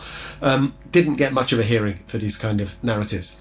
Since the coup, the past 3 years, there seems to be a lot more interest in these issues of ethnic self-determination, the role of EAOs, for obvious reasons, not least is that the Spring Revolution has been conspicuously more successful than last time round in 88-90 in actually defeating the Myanmar army on the battlefield, and a large part of that, of course, we need to acknowledge the roles of PDFs, etc. And it's a long story, but I mean, a big part of that has been the way that EAOs, ethnic armed organisations, of which I would say ethnic revolutionary organisations are a subset, but anyway, EAOs, EROs have played leading roles in this story. So then I guess the second part of it is to think about what does this mean, as per your question, for self-determination based on these ethnic armed organisations that are by definition really set up in terms of a particular ethnic identity, or even kind of a sub-identity. And so what does that mean for inclusion and for the rights of people who are not male leaders over 50, to be honest. And I think we do actually see very, I mean, as an academic, as an analyst, very interesting, but I think really quite inspiring examples of new ways forward since the coup. And I think I'm still trying to work it out, and I need to do more thinking and writing on this subject. But I think we see a movement, a trajectory from self-determination and political authority through ethnic armed organisations in the name of a particular ethnic group towards something that is more inclusive and that is more state-based. And I guess the example that I'm really thinking of is Karenni and the establishment of the Karenni State Consultative Council and Interim Executive Committee. I'm slightly reluctant to use Karenni as the example because I think it's such an obvious example, and I think Karenni friends are doing an amazing job struggling against incredibly difficult circumstances to liberate their state, and we put a lot on their shoulders when we also demand that they should be the sort of the poster advertisement for what self-determination can look like. But it is amazing what they have achieved. And the important point I want to make here is that the KSCC is, I think, it's certainly the most inclusive governance authority in the history of Karenni. I think we could put together an argument that actually the KSCC represents the most inclusive governance authority in the history of Burma. And what's so important about it is that unlike previous movements towards self-determination, it's not exclusively based on ethnic armed organisations. So the key to the success of KSCC, I think, is the early realisation of the importance of the anti-junta movement on the part of the Karenni National Progressive Party, the KNPP, which made common cause with the early Karenni PDFs, which became the KNDF, the Karenni Nationalities Defence Force. And so those two armed groups then created the KSCC, very explicitly, structurally, creating space and significant voice and power for political parties and civil society. So that's why I say it's a much more inclusive than the governance structures we've seen previously in ethnic self-determination movements in Myanmar. And I think that KSCC model is now being taken up in other areas as well. So I work a bit with the Palang State Liberation Front, Ta'ang National Liberation Army, who, as I'm sure listeners will know, have been among the most successful ethnic armed organisations in the last couple of years in terms of defeating Myanmar army and liberating extensive new territory. And as you probably know, just yesterday the TNLA, the PSLF, actually resumed Operation 1027 and are currently seeking to liberate more territory in coordination with other ethnic armed organisations representing other ethnic communities. And of course this gets us more to the point. So one of the things that the PSLF TNLA are doing is seeking to establish ultimately a constitution for Ta'ang land, but I think in the first instance some basic rules of governance and administration, with the intention of including other ethnic groups, particularly Shan and Kachin people who are living in areas where the TNLA has now taken political and military control. And of course there's been a lot of pushback. It's quite controversial. It's, I think, not been going smoothly in some areas. Nevertheless, I think the intention is there to establish a governance body that is beyond just Tang dominated, to include at least some representation from other groups. And we can see that in other parts of the country as well. So for example, the Mon State Federal Council, bringing it back to Mon context, the New Mon State Party, the New Mon State Party AD, a number of PDFs operating in Mon State with varying relationships to the Mon State Federal Council that seeks to position itself as a governing body for all Mon areas, and the MSFC very explicitly reaching out to Karen, Bama, Pa'o communities, not just to Mon stakeholders. And I guess one more example would be, I guess, maybe the most important in terms of illustrating the point, is the Karen National Union, which almost is a federal union in and of itself, because the 7 districts of Korthule have a quite high degree of autonomy. But it's still ongoing, but there is a significant effort underway to re-establish governance and authority in KNU areas under a Korthule governing body, which will be designed to reach out to and include non-Karen communities as well as the Karen. And so I think these are different examples of a movement away from exclusively EAO based governance to something which is more inclusive, and for all the reasons we've been discussing, that's hugely important. Yes, it is. Yeah. I mean, I also see it as being important, I touched on this earlier, so maybe I'll just sort of keep rolling with it, is the renewed importance of primarily ethnically defined sub-states in the post-coup context. And I think that's partly for the obvious reason that the coup has been a disaster. What a stupid, evil thing Min Aung Hlaing did to his country. And he's single-handedly destroyed Myanmar, I think, which is absurd, really in a horrible, vicious way, given the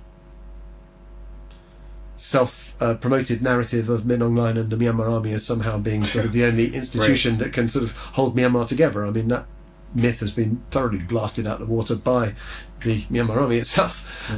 So I think there is more territory and more population now controlled by anti-junta forces than has ever been the case by anti-government forces back to the 18th century. Wow. So this is, I think, the best opportunity since the 18th century for the resurgence of ethnic self-determination.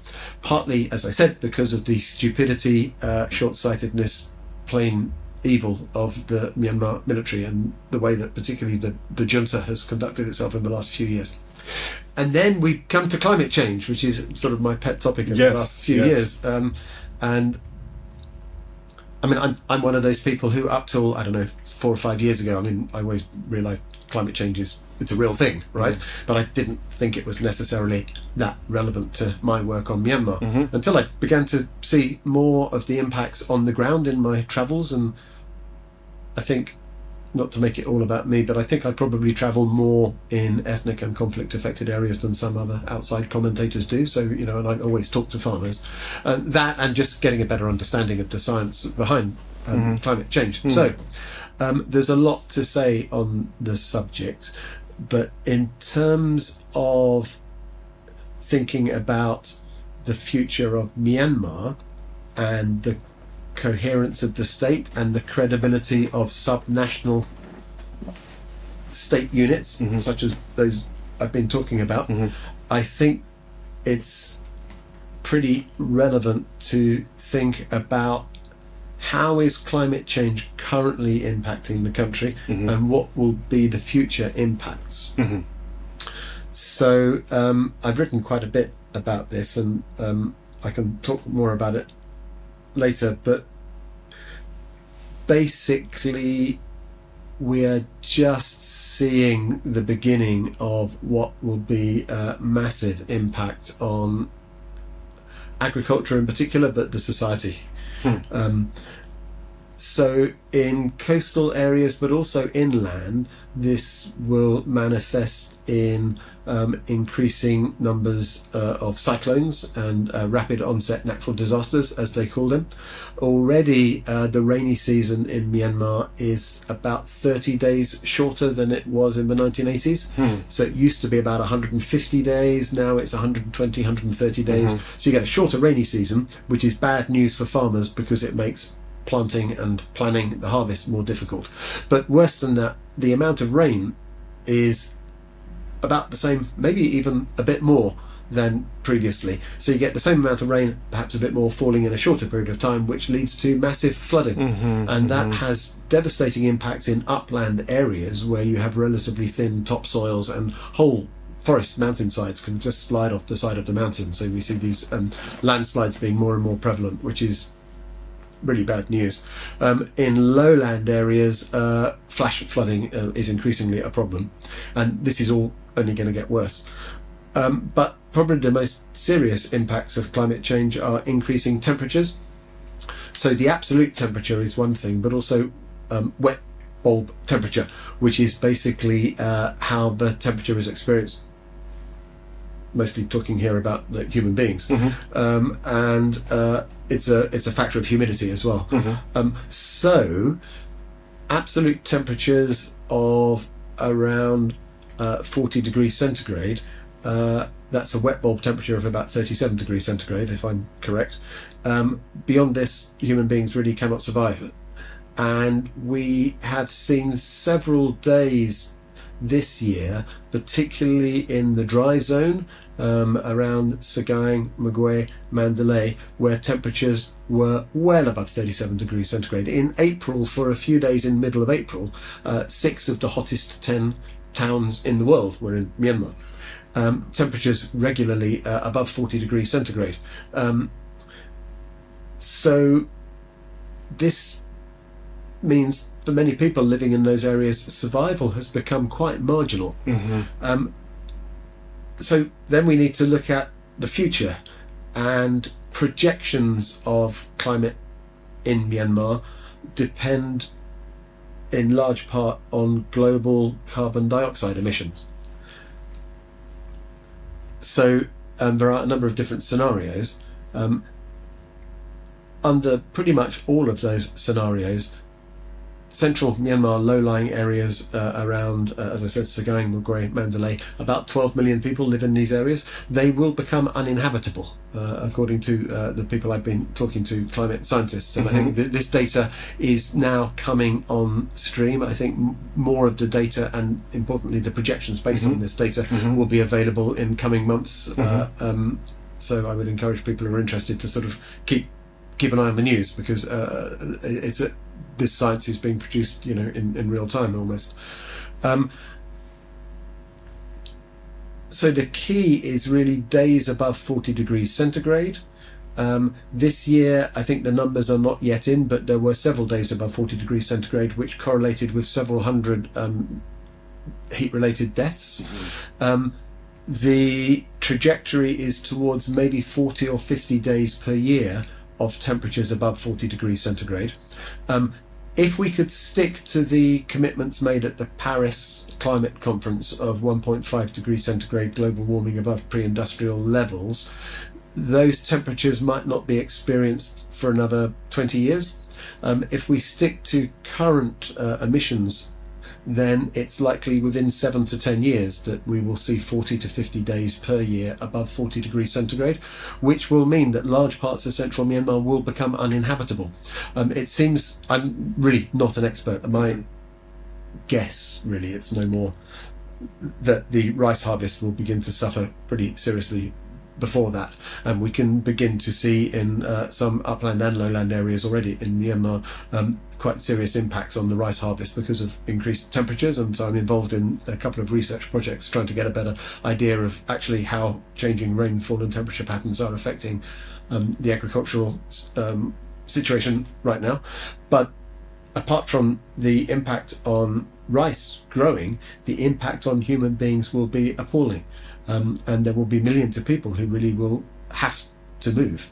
And that has profound humanitarian consequences. I think it's difficult to see how these factors can play out without immense human suffering, but also very significant political implications for the coherence of Myanmar as a state. So I do think that finally getting around to the main point, not to discount the horrendous humanitarian suffering of which I don't want to celebrate, and of course is immensely troubling. But this does mean, I think, that we're moving into a period of greater opportunity for these emergent ethno-linguistic based statelets to actually have significant resilience, particularly in as much as ethnic nationality communities in Burma tend to generally occupy higher areas in terms of elevation. And so rising sea levels will be less of a problem. The upland Kachin areas tend to be less densely populated also. So these are among the factors which lead me to speculate that upland areas will be more resilient than lowland areas. And given the inevitability of these climate change factors, I mean, whether it happens in 7 to 10 years or 20 years, I think it's really almost inevitable that these changes are already in the pipeline. And that then raises huge issues of climate justice, because, of course, Myanmar is one of the least industrialized countries in Asia that's done least to contribute towards climate emissions. And indeed, Burma is site of some of the best remaining forests in mainland Southeast Asia. So the climate change crisis, I think, has to be understood in terms of the need for adaptation. Sure. And some of the EAOs and other governance authorities I've been talking about, I think, have responsibilities as governments of their respective states, micro states, if you like. They have responsibilities to work with communities, with farmers, to adapt to these to climate change. And indeed, if, for example, Korthile, the Karen ethnic state, does not adapt to climate change, then they're going to run out of food, and it'd be very difficult to sort of maintain a state project without some degree of food security. But also these areas, as sites of some of the best remaining forests in Southeast Asia, have significant contributions to make towards climate change mitigation as well, because we know that among the most effective ways of actually limiting climate change is through carbon drawdown, i.e. photosynthesis. So forests basically extract carbon dioxide from the atmosphere and sequester it underground through mycelial and root networks. So arguably, EAOs and other state-based authorities in upland forested areas of Myanmar have globally important roles to play in mitigating climate change, which I think is very important, and maybe is another piece of the puzzle in terms of how to ensure sustainable futures for these areas, because EAOs and other bodies, PDFs now can be, of course, included in the mix, have historically relied on logging, mining, other environmentally and socially destructive activities for their income. And they need to stop doing that. I think they know they need to stop doing that, but then they're going to take a big hit on income. So if they forego income by not logging and mining, this protects the environment, that helps to mitigate climate change, it produces a global public good. So in exchange, they need some way of plugging the gap in their own finances. And there are global climate finance initiatives out there. There is money out there for supporting climate change mitigation. So bringing the different strands together, I think that one way we can try to support the sustainability of this new political landscape in post-SAC Myanmar, which is a much more fragmented and even, you could say, balkanized landscape. I think that climate change, as well as driving the fragmentation of Myanmar, also the mitigation of climate change can contribute towards supporting some of the states that emerge in the post-Myanmar environment. Wow, that's a lot to take in. That's an enormous amount to take in, and I appreciate you laying that out so succinctly. And I'm also trying to square away with as you talk about the mitigation possibilities and the rather more optimistic nature of what that could mean, along with how I would describe more optimistic nature of the way you see the potentials of the groundwork of federal democracy being laid out, using the Karenni example, even the Karen example, going forward. I mean, the state of Myanmar as a coherent, centralized entity was based on violence and the forcible assimilation of ethnic nations that really had little say in being incorporated into the country, first by the Kambang dynasty, and then that was taken over and sort of reified and essentialized by the British. So I think there's a justice issue there. I think it's an unpopular narrative, and some of my friends' network among ethnic armed organizations and other political leaders, they often caution me about using the language of balkanization, so I won't. But we could maybe talk about fragmentation. Sure. And I think for regional powers, but also for global powers, there is a reluctance to acknowledge that the fragmentation of Myanmar is already well underway. I think for Thailand, it makes sense that there would be an interest in dealing with one government that used to be in Yangon, now in Naypyidaw. Of course, we know that Thai Myanmar policy, there are many private economic and political agendas in play. I probably shouldn't say too much about that, but I think many people listening will know what I mean. But also for India, for other neighbouring countries, for China for that matter, the idea of Myanmar as a single country, that helps.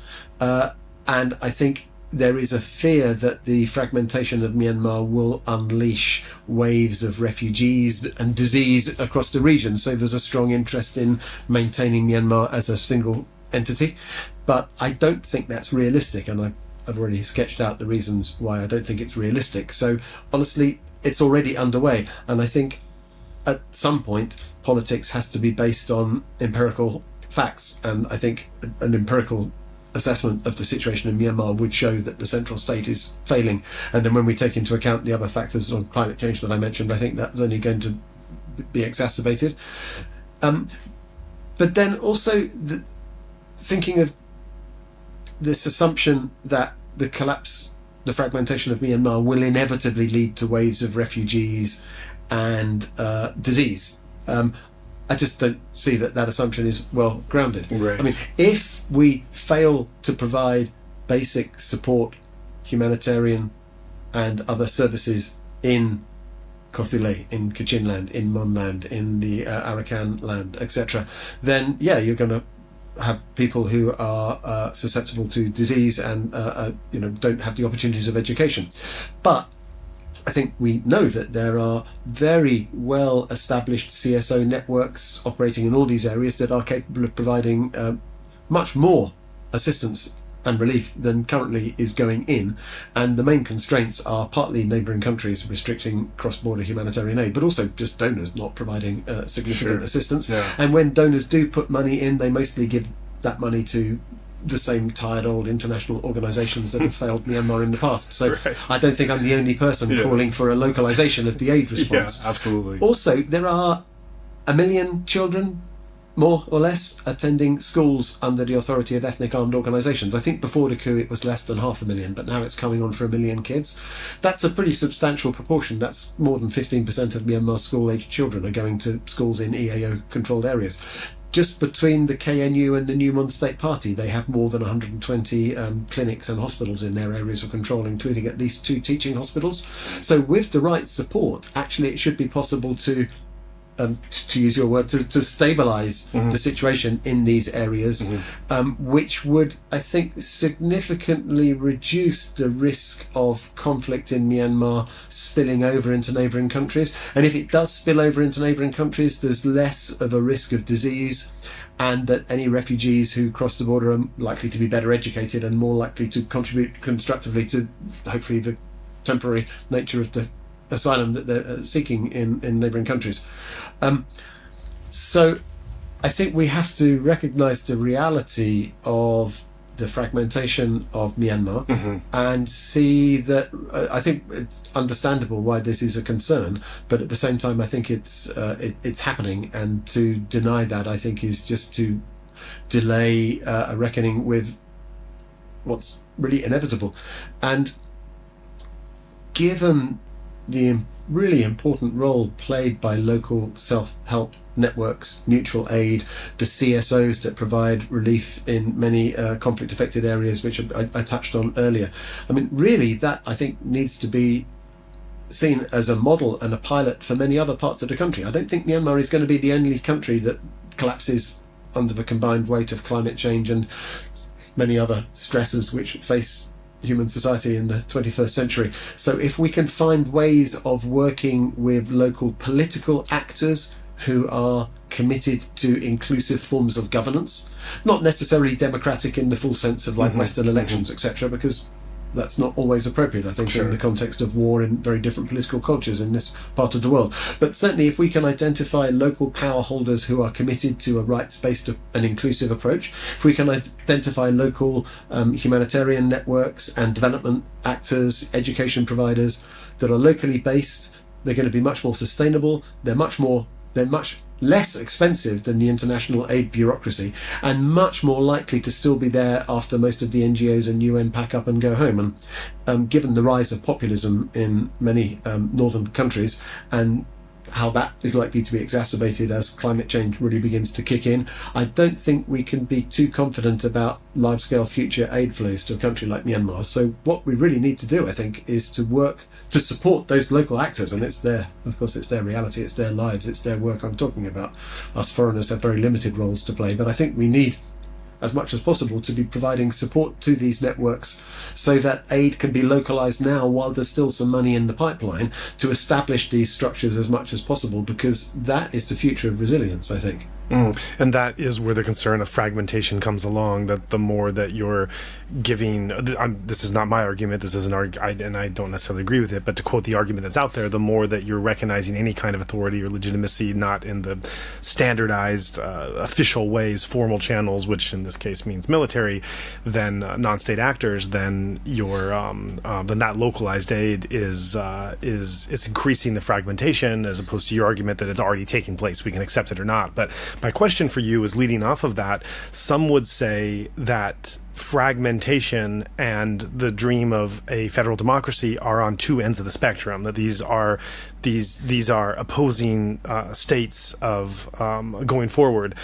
So I'm wondering, for you, in what sense would you refute that and see where some sense of fragmentation and some sense of federal democracy are actually on a path together going forward? Yes, I think in certain respects they are opposed. Of course, it all depends on how we define these terms, right?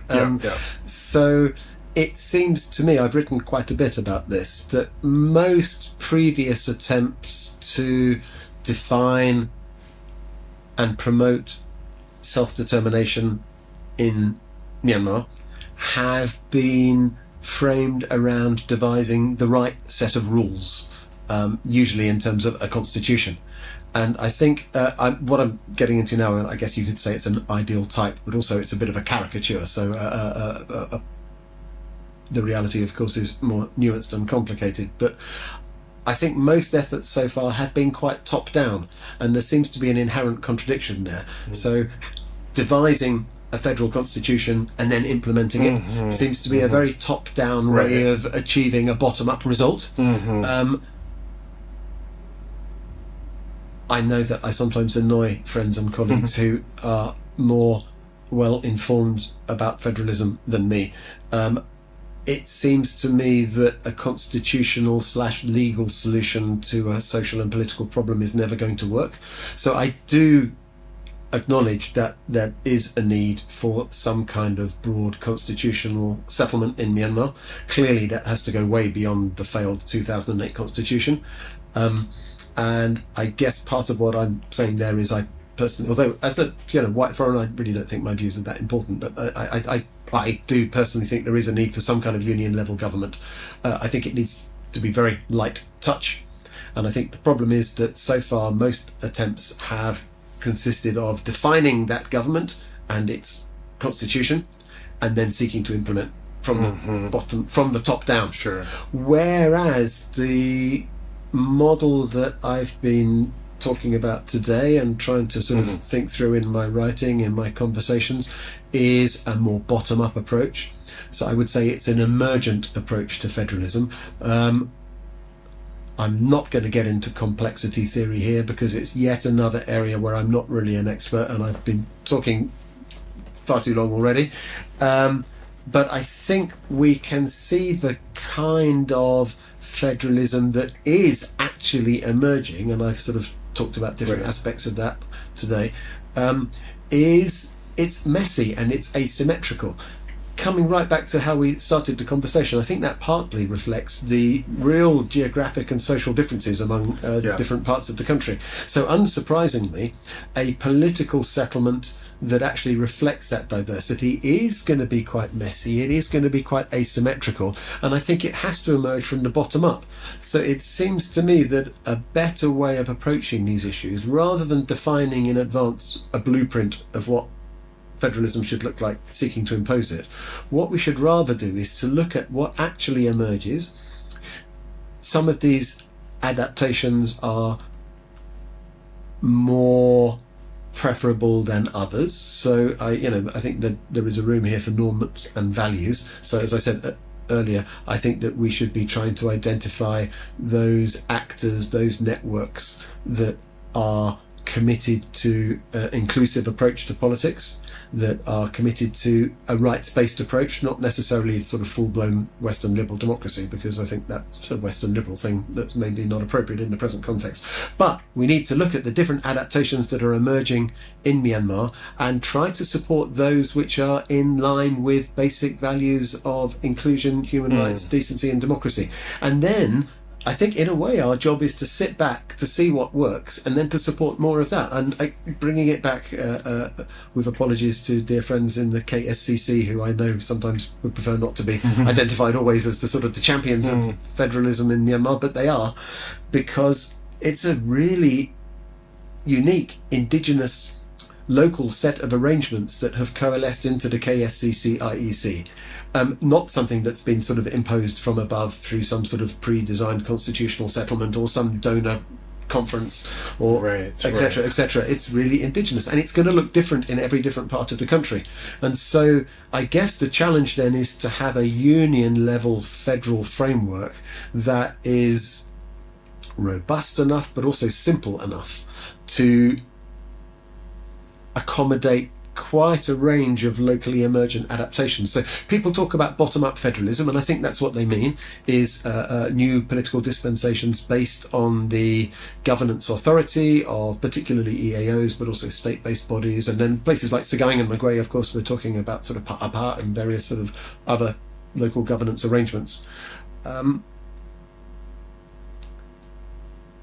And if we're serious about such an approach, I think we shouldn't be too prescriptive about what it looks like, but rather, as I said, to identify adaptations which look like they're going to be successful and which are broadly aligned with our values, because I think politics is always about values ultimately, and do more of that. So I think in some ways this is not so different to what people in the aid world talk about adaptive program management. You know, you have some basic ideas of the kind of thing you want to do, but then you try a number of different approaches, and the ones which work, you do more of that. So in a way, I think that's why I would want to talk about the kind of federalism I see, and I guess I support, as emergent federalism. But that's pretty much, I think, what other people mean by bottom-up federalism. The one more point I really did want to make today, and I'm glad in a way that we left it to the end, is the importance of direct military support to anti-junta forces. I think this is sometimes a bit of a taboo that many people prefer not to talk about it, but I think it's actually essential.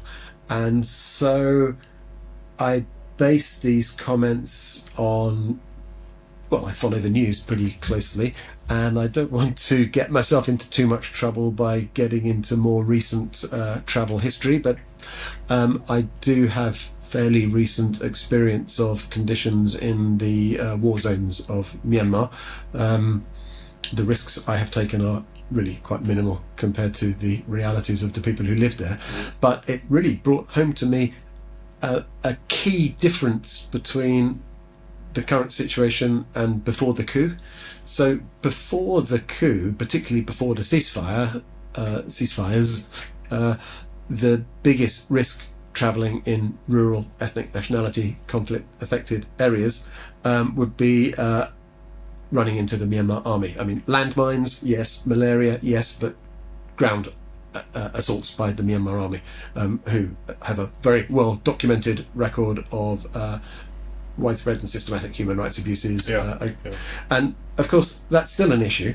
Of course it is. But actually much less so, I think, since the coup, because of the collapse of the Myanmar army in many areas and the successful campaigns of ethnic armed organisations. Huge amounts of territory have been taken over by EAOs and People's Defence Forces. I feel I probably haven't said enough about the important role played by PDFs, often working in close collaboration with EAOs. And in these newly liberated areas, the establishment of new relief networks, but also providing services, health, education, etc. I've touched on all of that, and I've mentioned how I see this as sort of the re-emergence of state building from the bottom up. The biggest constraint on this is not ground attacks by the Myanmar army, although that's also still an issue. But I think, as everyone can appreciate where I'm going with this, I would expect, is airstrikes. Yes. So this is air strikes from jet bombers, but also artillery and howitzers, mortar and other artillery attacks, and drone strikes. Drones are particularly dangerous. The Myanmar army is increasing its capacity in drone warfare quite rapidly. They've bought large numbers of agricultural drones on the open market and equipped these with military shells, which are then used as ordnance to attack civilians and insurgents alike. But also drones are used for surveillance as well. And so I've certainly been in situations where we've had drones flying overhead at night. And I think part of the effect is terror. So it's a psychological impact. But also, they're using heat sensors to detect where populations are. And then this is often used to target artillery and mortar fire and airstrikes. So I would say that this is the biggest threat to the consolidation of successful emergent federalism in Myanmar. Also, I think I want to say that it's the biggest, well, it's not just me saying it, of course, it's well documented. This is the biggest threat to the basic survival of human beings, to humanitarian, this is the biggest risk to humanitarian protection in many parts of the country. And so it seems to me that the most effective way of limiting this threat is to provide the necessary equipment to anti-junta forces that they can resist airstrikes and drone surveillance. So one way to do that is to provide drone jamming equipment, and I think that's something which should be further explored.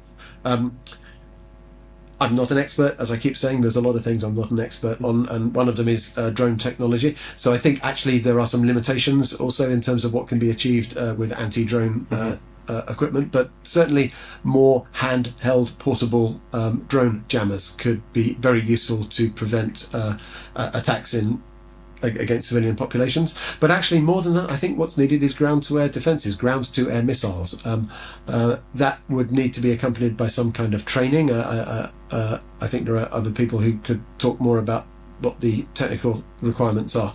But it seems to me that the single most effective way of ensuring the protection of civilians in Myanmar, but also of reducing attacks on civilian infrastructure, such as schools and hospitals, is to provide air defences, ground-to-air missiles. So I feel that this should be something taken much more seriously by those of us advocating for an overthrow of the junta, but also for those of us advocating for basic humanitarian protection to communities in southeast Myanmar. I'm not really so naive to expect that this is going to happen overnight, but I do think it's the role of people like me. I guess I want to say I'm a public intellectual. I think that sounds incredibly pretentious, but I suppose, for want of a better word, is to try and influence the range of topics that are considered to be realistic policy options. Yeah. So what sociologists call the Overton window. And I feel a responsibility to keep mentioning this subject, which is why I wanted to not forget about it in our conversation today. I think we need to keep talking about it, because the more people talk about it, hopefully people more credible than myself, that we can begin to place this really on the centre of the advocacy agenda. And so for political reasons and for humanitarian reasons, I think it's really very important to provide basic air defences. There's a geostrategic angle to it, which I think probably I shouldn't say too much about, but of course there are only certain actors globally who would be in a position to provide that kind of equipment, and some of those actors may have their own regional rivalries which need to be taken into account, and partly explain why perhaps this kind of equipment hasn't been provided already. But now I'm getting very sort of cryptic, and that's not much help. So I think I'd like to have that as a concluding point, is the need to increase assistance, so that's humanitarian aid, to increase advocacy with neighbouring countries to allow that aid across the border, but also really to understand that in order to support emergent federalism as a durable political solution in Myanmar, and to protect civilians and service providers from attack, it is necessary to provide military assistance to anti-junta forces, which should include at least basic ground-to-air defences. Absolutely. And as you say that, which I appreciate you bringing that in on the end and getting that out there as a talking point, I'm wondering if as we look at what has been provided, what the U.S. in particular has provided, not just in the past but today with Ukraine, and the types of support that's been provided there, I guess my question goes not to why are they not doing it, or why aren't other seemingly friendly countries looking at that kind of support, but more going back a step and unpacking, why is this a taboo subject? Why is it so dangerous and tenuous to even say this is something we should think about, maybe possibly talking about, to even talk about it as an option, as a policy option, as something that, I mean, just the way you introduced it, and that's the way it's often brought up, is there's this very kind of tiptoeing and careful approaching to saying, I might want to think about maybe proposing that we consider to talk about this. And so, I mean, even talking about it brings on these risks, let alone the possibility of what it would actually look like. And so and I know that you're being cryptic for very specific reasons, so I don't want to put you on the spot for what you don't feel comfortable in answering, but for however you are able to answer it, in whatever detail you're able to go into, why is the mere introduction of this topic something that is so taboo, let alone the actual provision of it?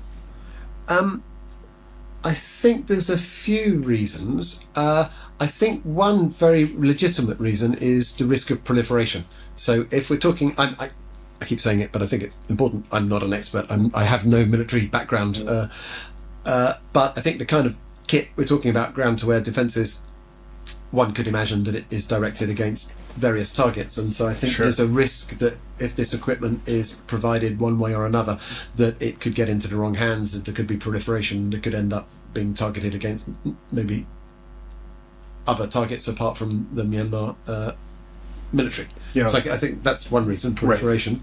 I think another part of it comes back to sort of something that's come up in our conversation a few times, and that's, where does legitimate sovereignty lie? So we know that the junta actually has been denied a seat in the UN General Assembly, that nevertheless most countries, even if they despise and oppose the military coup, kind of recognise the Naypyidaw government as being occupying the space of where a sovereign authority should sit.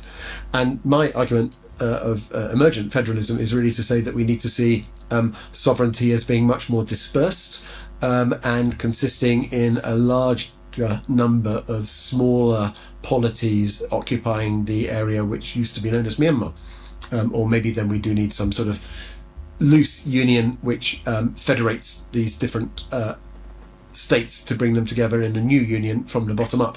Either way, that includes implies a lot more sovereignty and legitimate authority on the part of these subnational units. And I think regional countries, but also globally, there's a real resistance to acknowledge and recognize subnational entities on the part of the nation states who make up the United Nations. So that's part of it. I think another part of the reluctance probably is more related to the geopolitics, that when I bring this up, because I do consider this part of my advocacy role, when I bring this up with occasionally having the chance to meet visiting diplomats, etc., I'm often told that this would exacerbate the internationalization of conflict in Myanmar. Right. I mean, my response to that is that conflict in Myanmar is already internationalized, but it's mostly the bad guys who are getting the international help. Right. So it's China and particularly, of course, Russia that's providing already this assistance. So in some ways, I think actually providing military support to anti-junta forces more levels the playing field. But I think part of the reluctance is maybe an unwillingness, particularly given everything that's going on in the rest of the world, to see an internationalization of the conflict in Myanmar. A bit like the balkanization in Myanmar, I kind of do feel that ship has already sailed, and so it's a bit late to have such worries. But I think that's part of the reason why such assistance is not more readily available. Well, there has been so much here that you've given so generously with your time, and it has just flown by. I feel like we could go another 2 hours and be over in the blink of an eye again. But I thank you so much for being so generous with your time, with the many years, decades that you've spent being close to this country, these people, for your work and for sharing that with us on here. It's been a real pleasure. Thank you. It's quite a new experience for me. Only once or twice before have I done such long-form interviews, and it's been a very interesting experience and a real pleasure. So thank you.